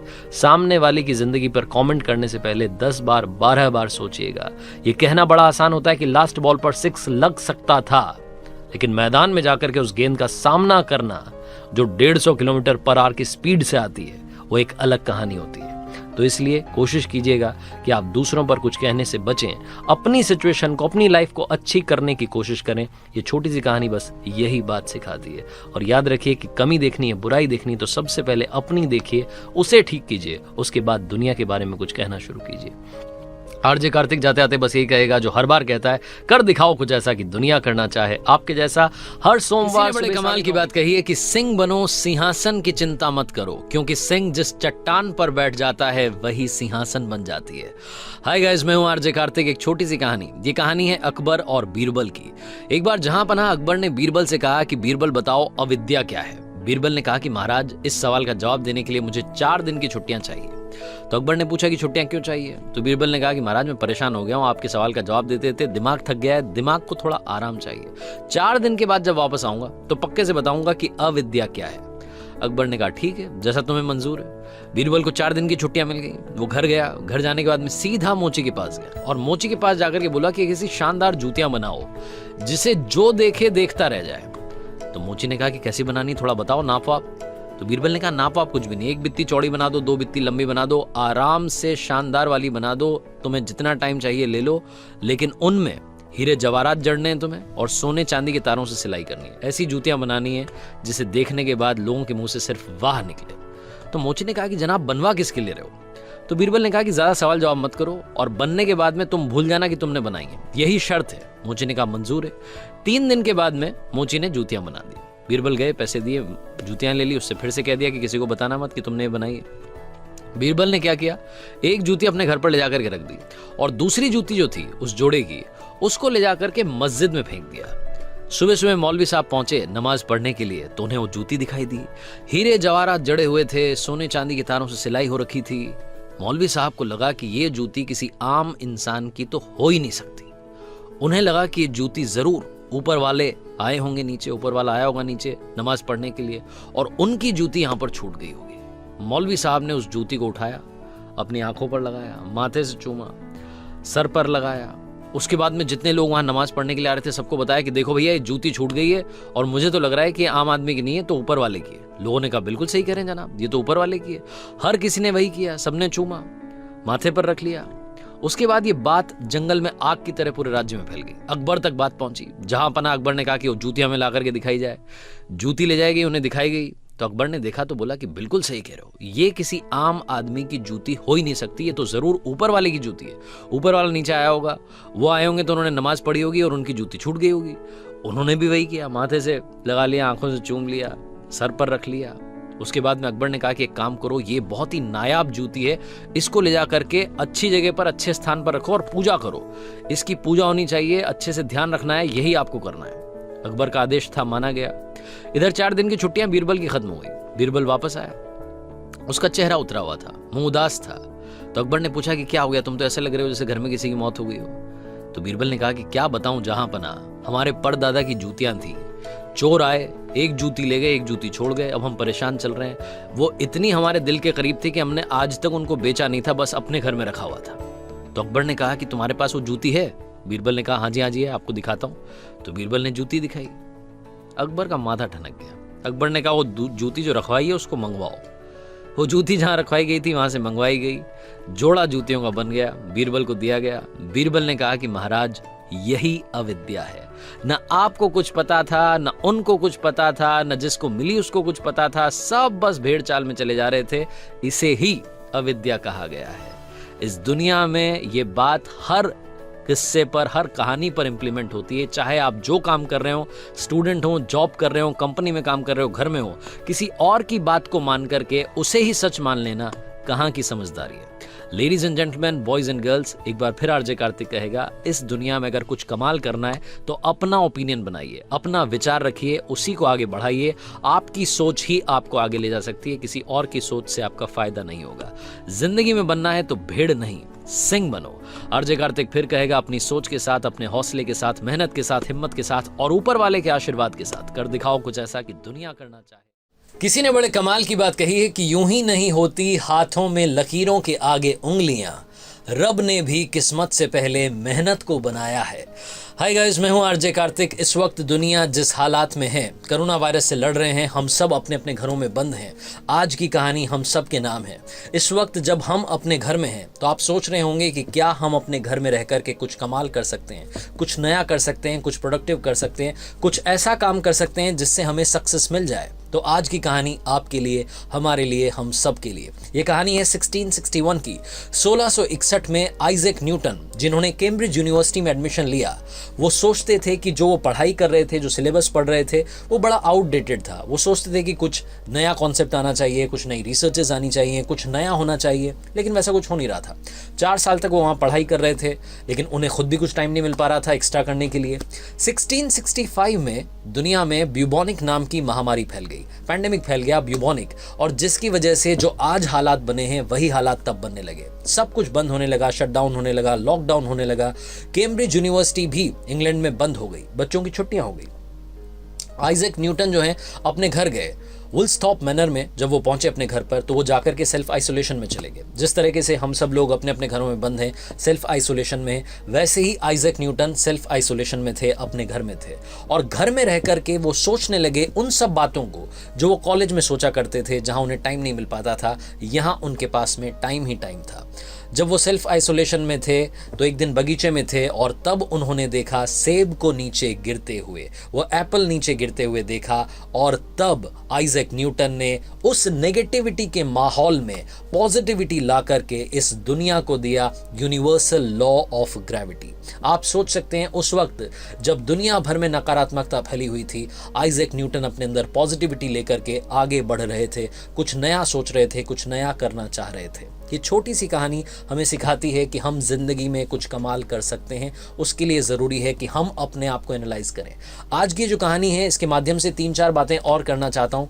ये पहली बात जो है, उन सारे लोगों के नाम हैं जो वर्कaholic हैं, कंपनीज में काम कर रहे हैं, प्रोजेक्ट्स पर काम करते हैं और सोचते हैं कि यार मुझे अपने लिए कुछ नया करने का टाइम नहीं मिलता है, कुछ नया प्रोजेक्ट बनाने का टाइम नहीं मिलता है। आप घर में रह करके कुछ नया कर सकते हैं, कुछ नया सोच सकते हैं। दूसरी बात स्टूडेंट्स के लिए, जो स्टूडेंट्स ये सोचते हैं कि जो सिलेबस पढ़ रहा हूँ बड़ा ही बोर वाला है, कुछ नया इंटरेस्टिंग पढ़ने को नहीं मिलता है, कुछ नया सीखने को नहीं मिलता है।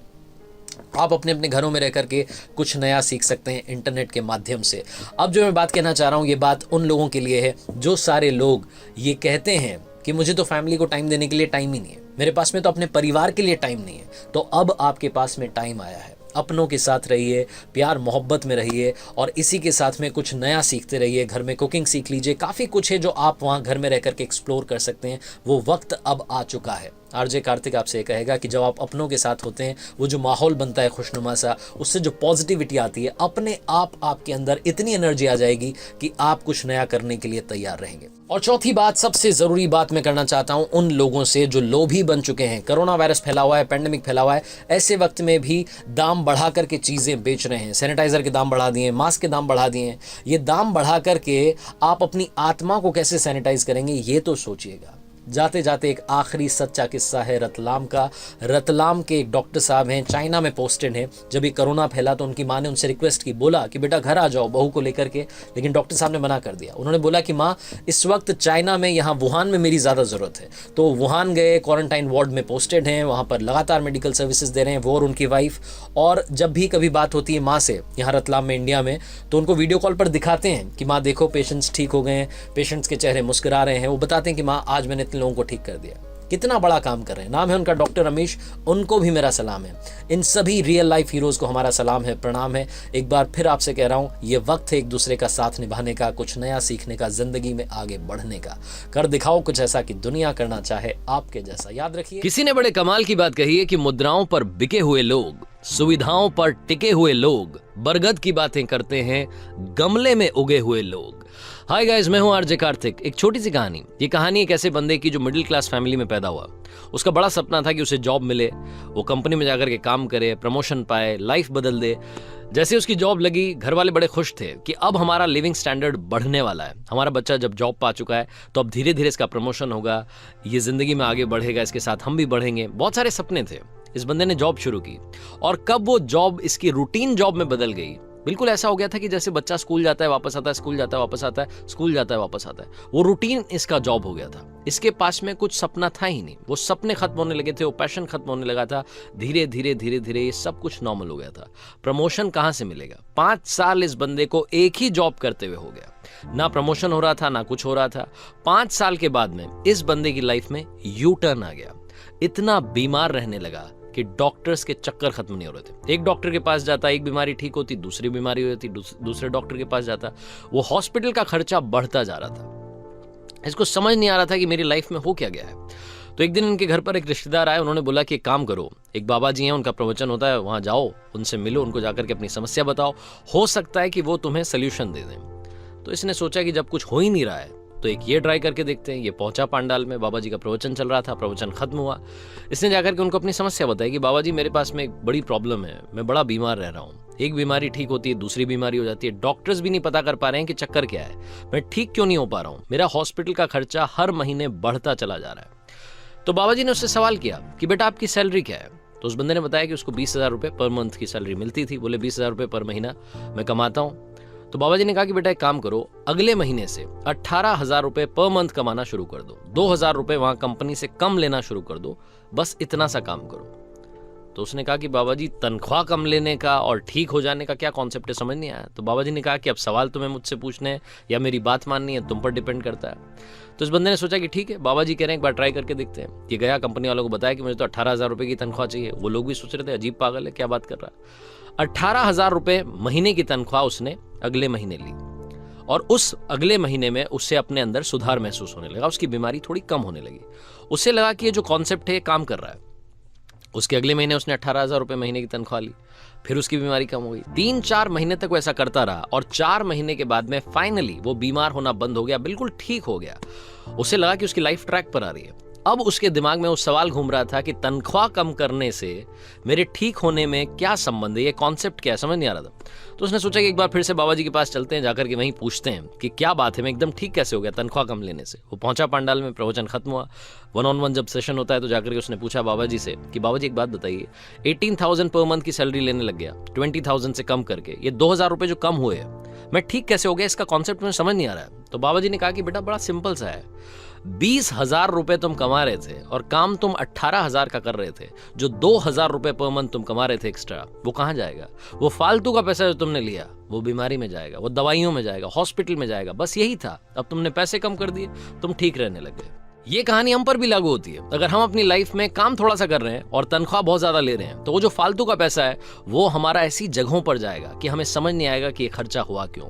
कुछ भी खर्चा आपकी लाइफ में अचानक से ऐड हो सकता है, तब आपको समझ नहीं आएगा, लेकिन बाद में अगर आप गौर करेंगे तो आप समझेंगे कि वो जो फालतू पैसा आपने कमाया था, वो फालतू पैसा फालतू जगहों पर चला गया। लाइफ में वही कमाइए, मेहनत का कमाइए जितना आप बचा सकें। जिंदगी में मेहनत की कमाई हमेशा साथ देती है, और जो मेहनत के बिना कमाई होती है, जो फालतू का पैसा होता है, चाहे वो रिश्वत का पैसा हो, किसी और चीज का पैसा हो, वो कभी फलता फूलता नहीं है। लाइफ में कॉन्सेप्ट याद रखिएगा। आरजे कार्तिक एक बार फिर कहेगा, हौसले के साथ, हिम्मत के साथ, ऊपर वाले के आशीर्वाद के साथ कर दिखाओ कुछ ऐसा कि दुनिया करना चाहे आपके जैसा। किसी ने बड़े कमाल की बात कही है कि अब मुझे अलार्म की जरूरत नहीं पड़ती, क्योंकि मेरा पैशन ही मुझे हर सवेरे जगा देता है। हाय गाइस, मैं हूं आरजे कार्तिक। एक छोटी सी कहानी। ये कहानी एक बुजुर्ग दंपति की। एक बुजुर्ग कपल जो इंडिया में रहता था, एक सिटी में, आउटस्कर्ट्स में, जहां नई नई कॉलोनीज डेवलप होती हैं। मुश्किल से 4-5 मकान इनकी कॉलोनी में थे। हमेशा इन्हें सिक्योरिटी का डर था। इनका बेटा इन्हें छोड़ करके फॉरेन में सेटल हो चुका था अपनी वाइफ के साथ में, क्योंकि उसकी वाइफ नहीं चाहती थी कि वो इंडिया में सास ससुर की मदद करे। ये बुजुर्ग कपल जिस कॉलोनी में रहते थे, वहां इन्हें हमेशा डर रहता था कि कहीं कोई घटना ना हो जाए, इसलिए ज्यादा घर से बाहर नहीं निकलते थे। लेकिन फिर भी रूटीन था, हर सवेरे मॉर्निंग वॉक के लिए सनराइज होने के बाद में निकल जाते थे। दोनों पति पत्नी घूम करके घर आते थे, चाय पीते थे, अपना रूटीन फॉलो करते थे। एक दिन ऐसे निकले हुए थे घूमने के लिए, तो इन्होंने देखा कि एक लड़का तेजी से साइकिल चलाता हुआ जा रहा है और उसकी साइकिल पर पीछे फावड़ा बंधा हुआ था। इन्होंने ज्यादा ध्यान नहीं दिया कि होगा कोई। दूसरे दिन फिर से उसी टाइम पर वो लड़का दिखा, तीसरे दिन फिर से दिखा, चौथे दिन दिखा। तो 5वें दिन जो आंटी जी थी उन्होंने अंकल जी से पूछ ही लिया कि मुझे लगता है कि कुछ तो गड़बड़ है, क्यों ना हम पता करें, कहीं ये लड़का कोई गलत काम तो करने नहीं जा रहा है। तो उन्होंने कहा कि क्या मतलब है, छोड़ो ना। लेकिन वाइफ की डिमांड थी, वो बोल रही थी कि हमें चेक करना चाहिए, हो सकता है हमारी कॉलोनी में कुछ गड़बड़ हो रही हो, तो टाल नहीं सके। अगले दिन अंकल जी ने डिसाइड किया कि हम दोनों साथ में चलेंगे और इस साइकिल वाले का पीछा करेंगे कि ये जा कहाँ रहा है। तो अगले दिन फिर से ये साइकिल वाला आया, फावड़ा पीछे बंधा हुआ था, तेज से लड़का निकला, उसके पीछे पीछे अंकल जी आंटी जी जाने लगे। थोड़ी दूर गए तो उन्होंने देखा कि उसने साइकिल खड़ी कर दी है। एक बड़े से पेड़ के पास में खाली सी जमीन थी जिसे वो लड़का खोदने लग गया। ये दोनों कुछ देर देखते रहे कि कर क्या रहा है, कहीं कुछ गड़बड़ तो नहीं है, लेकिन लड़का जमीन खोदे जा रहा था, खोदे जा रहा था, खोदे जा रहा था। फाइनली इन्होंने हिम्मत करके उससे पूछा कि भैया एक बात बताओ, आप ये जमीन क्यों खोद रहे हो? तो उस लड़के ने कहा कि अंकल जी मैं आपको रोज देखता हूँ, आप दोनों घूमने के लिए निकलते हैं, आपको मुझसे घबराने की, मुझसे डरने की जरूरत नहीं है, और यहाँ जमीन इसलिए खोद रहा हूँ क्योंकि मेरी नई नई नौकरी लगी है। तो उन्होंने पूछा कि कहाँ नौकरी लगी है, ऐसा कौन सा काम है जिसमें जमीन खोदनी है? तो उस लड़के ने कहा कि बड़े दिन से बेरोजगार था, फाइनली मुझे फार्म हाउस में काम मिला है और उन्हें ऐसे लड़के की जरूरत है जिसे खेतों में काम करने का अनुभव हो। मेरे पास में कोई भी एक्सपीरियंस नहीं है, इसलिए मैं रोजाना यह फावड़ा लेकर के आता हूँ, जमीन खोदने की प्रैक्टिस करता हूँ, ताकि जैसे ही वहां नौकरी पर काम शुरू हो उसके बाद मुझे नौकरी से निकाल ना दिया जाए। इसलिए रोजाना मेहनत कर रहा हूँ, कोशिश कर रहा हूँ। उस लड़के की बात सुनने के बाद में ये जो बुजुर्ग कपल थे उन्होंने उसको आशीर्वाद दिया और बोला कि बहुत बढ़िया बात है, प्रयास ही जिंदगी में सब कुछ है।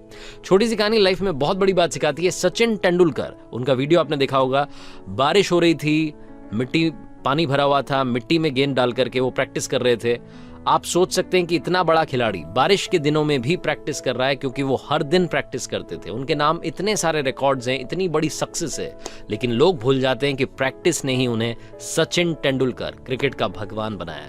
लाइफ में आप भी याद रखिए, लाइफ का सिर्फ एक मंत्र है, practice makes a man perfect. मैं बोलता हूं प्रैक्टिस मेक्स एवरीवन परफेक्ट। कर दिखाओ कुछ ऐसा कि दुनिया करना चाहे आपके जैसा। किसी ने बड़े कमाल की बात कही है कि पत्नी जब खुद के मां बनने का समाचार सुनाए और वो समाचार सुनकर खुशी के आंसू टप टप गिरने लगे, तब आदमी पुरुष से पिता बनता है। जब नर्स कपड़ों में लिपटा हुआ कुछ पाउंड का जीव हाथों में सौंपे और उस जीव के हाथों में आते ही जिम्मेदारी के प्रचंड बोझ का एहसास होने लगे, तब आदमी पुरुष से पिता बनता है।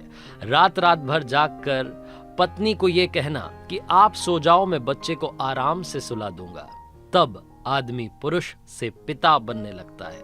जिसे देख करके लगता हो कि तो कुंभकर्ण है, दिन में 9-9 बजे जगता होगा, वो व्यक्ति रात में बार बार जगे और बच्चे को देखे कि कहीं उससे चोट तो नहीं आ गई, कहीं हाथ पैर तो नहीं लग गए, बच्चा जग तो नहीं गया, आराम से सो रहा है कि नहीं, तब आदमी पुरुष से पिता बनता है।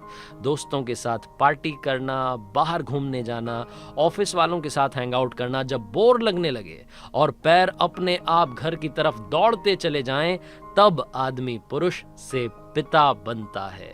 हमने तो कभी लाइन में खड़ा होना नहीं सीखा, ये बोल करके ब्लैक में टिकट लेने वाला जब बच्चे के स्कूल के एडमिशन फॉर्म को लेने के लिए सुबह 8 बजे से ईमानदारी के साथ लाइन में खड़ा हो जाए, तब आदमी पुरुष से पिता बनता है।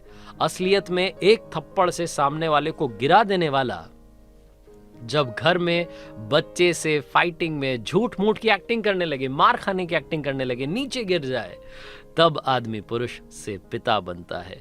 खुद ने भले ही कम पढ़ाई की हो, अनपढ़ हो, लेकिन घर आकर के बच्चे का होमवर्क देखना, उसे पढ़ाई के लिए बार बार कहना, इतनी सीरियसनेस लेकर के आ जाए, तब आदमी पुरुष से पिता बनता है।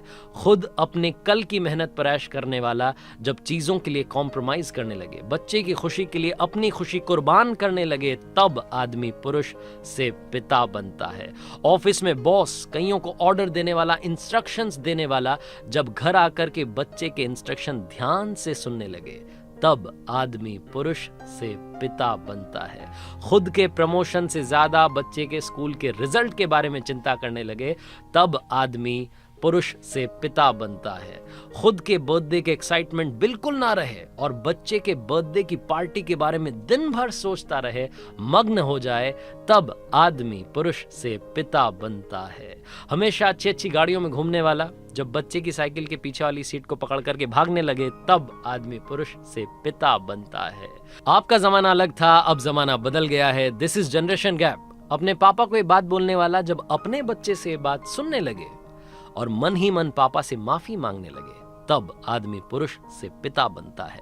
लड़का बाहर चला जाएगा, लड़की ससुराल चली जाएगी, ये बात जानते हुए भी जो अपने बच्चों से बेइंतहा मोहब्बत करने लगे, तब आदमी पुरुष से पिता बनता है। बच्चों को बड़ा करते करते कब बुढ़ापा आ गया, इस बात का ध्यान ही ना रहे, और जब ध्यान आए तब इसका कोई मतलब ना रहे, तब आदमी पुरुष से पिता बनता है। दुनिया के सभी पिताजी को मेरा प्रणाम, हैप्पी फादर्स डे। आप सभी को बहुत सारा प्यार। आपके बच्चों ने कभी कहा हो या ना कहा हो, वो सब आपसे बेइंतहा मोहब्बत करते हैं।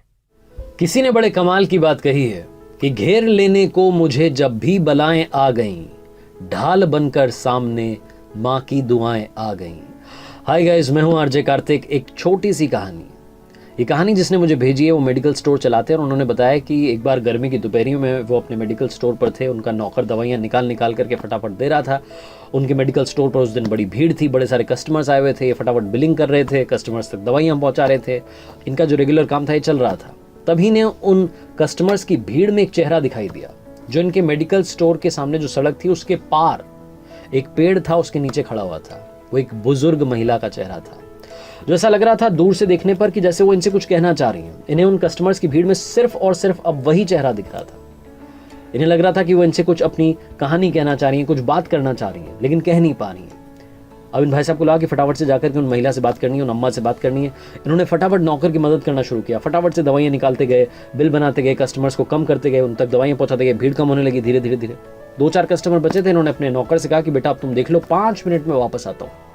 ये मेडिकल स्टोर से बाहर निकले, सड़क पार करके उस पेड़ तक पहुंचे जिसकी छांव में वो अम्मा जी खड़ी थी। उन्हें जाकर के प्रणाम किया और कहा कि माता जी प्रणाम, क्या बात हो गई है? ऐसा लग रहा था मुझे वहाँ दुकान में जब था कि आप कुछ कहना चाह रही हैं, लेकिन आप कह नहीं पा रही हैं। आप दुकान तक भी नहीं आ रही थी, आपके पास पैसे नहीं है, मैं आप तक दवाई पहुंचा दूं, बताइए किस तरीके से मदद करूं। तो वो जो अम्मा थी उन्होंने कहा कि बेटा पैसे की कमी नहीं है, पैसे हैं मेरे पास में, लेकिन मैं तुम्हारी दुकान पर इसलिए नहीं आ रही थी क्योंकि वहाँ पर बड़ी भीड़ थी, बड़े सारे लोग थे। मुझे लगा कि जब कोई नहीं रहेगा तब चली जाऊंगी। तो उन्होंने पूछा कि ऐसी कौन सी दवाई चाहिए आपको जो आप उनके सामने नहीं ले पा रही थी? आप आ जाती, आप बता देती, मैं आप तक दवाई पहुंचा देता। आप परेशान क्यों हैं, इस तरफ क्यों खड़ी हैं? तो जो अम्मा थी उन्होंने बताया कि बेटा मैं क्या बताऊं, कल शाम में मेरे बच्चों का कॉल आया। मेरे बच्चे ना बड़े शहर में रहते हैं और वो मुझसे मिलने के लिए हर बार गर्मी की छुट्टियों में आते हैं। मेरे बेटे ने मुझे कॉल करके बोला कि मम्मी इस बार मैं, मेरी वाइफ, मेरे बच्चे, हम लोग घूमने के लिए हिल स्टेशन जा रहे हैं, और मैं इन सबको लेकर के जा रहा हूँ क्योंकि इनकी छुट्टियाँ बार बार नहीं आएंगी। तो वेकेशंस में हम पहाड़ों में घूमने के लिए जा रहे हैं और आपसे मिलने के लिए इस बार गर्मी की छुट्टी में नहीं आ पाएंगे। वी आर सॉरी मम्मा, अगली बार पक्का आएंगे। और ऐसा बोल करके मेरे बच्चे ने कॉल कट कर दिया। और जब ये बोल रही थी वो माता जी, तो उनकी आंख से आंसू टप टप टप टप गिर रहे थे। ये भाई साहब समझ नहीं पा रहे थे कि क्या बोलें। तभी वो माता जी अचानक से संभली और बोली कि बेटा मुझे याद आ गया, कौन सी दवाई चाहिए? तो उन्होंने पूछा कि बताइए बताइए कौन सी दवाई चाहिए, मैं फटाफट से लेके आता हूँ, आपकी मदद करता हूँ। तो अम्मा ने बोला कि बेटा क्या आपके मेडिकल स्टोर पर बच्चों को भूलने की दवाई है? मुझे मेरे बच्चों को भूलने की दवाई चाहिए। और ये बोल करके वो अम्मा जी वहां से चुपचाप चली गई। ये भाई साहब सुन्न हो गए। ये चुपचाप अपने मेडिकल स्टोर में आ गए और सोचने लगे कि ऐसा कभी कोई दिन ना आए कि पेरेंट्स को बच्चों को भूलने की दवाई लेने के लिए किसी मेडिकल स्टोर पर जाना पड़े। छोटी सी कहानी बहुत बड़ी बात सिखाती है। अपने माता पिता की कद्र कीजिए, रिस्पेक्ट कीजिए, बहुत सारा प्यार दीजिए, क्योंकि एक दिन ऐसा आएगा जब वो नहीं रहेंगे और आपको उनकी कमी महसूस होगी और आप समझ नहीं पाएंगे कि उस कमी को कैसे फिल करें, कैसे उस कमी को पूरा करें। क्योंकि माता पिता का प्यार ऐसा प्यार होता है जो बिना किसी स्वार्थ के होता है। उन्हें आपसे कुछ नहीं चाहिए, सिर्फ आपका प्यार चाहिए। आरजे कार्तिक एक बार फिर से आपसे कहेगा, माता पिता के प्यार के साथ, ऊपर वाले के आशीर्वाद के साथ, अपने हौसले के साथ कर दिखाओ कुछ ऐसा कि दुनिया करना चाहे आपके जैसा। किसी ने बड़े कमाल की बात कही है कि जिंदगी को शांति से जीने के 2 तरीके हैं। पहला, भूल जाओ उन्हें जिन्हें आप माफ नहीं कर सकते, और दूसरा, माफ कर दो उन्हें जिन्हें आप भूल नहीं सकते। हाय गाइस, मैं हूं आरजे कार्तिक। एक छोटी सी कहानी आपके लिए। ये कहानी एक ऐसे व्यक्ति की जो कि ऑफिस में जॉब किया करता था। ऑफिस के वर्क प्रेशर की वजह से बड़ा परेशान था, फ्रस्ट्रेटेड रहता था कि इतना सारा काम है, बॉस की डांट सुनने को मिलती है। वो वही जो गुस्सा था ऑफिस का घर आकर के बच्चों पर निकालता था, बीवी पर निकालता था, घर में झगड़ा करता था। उसे लग रहा था कि उसकी लाइफ का होना ना होना बराबर है। जब कभी दोस्तों को कॉल आते थे, कॉल कट कर देता था, रिश्तेदारों के आते थे, गुस्सा करने लगता था। एक दिन ये बंदा अपने घर में ऐसे ही बैठा हुआ था, इसका बच्चा इसके पास में और आकर के बोला कि पापा मेरी हेल्प कर दीजिए, मुझे होमवर्क करवा दीजिए।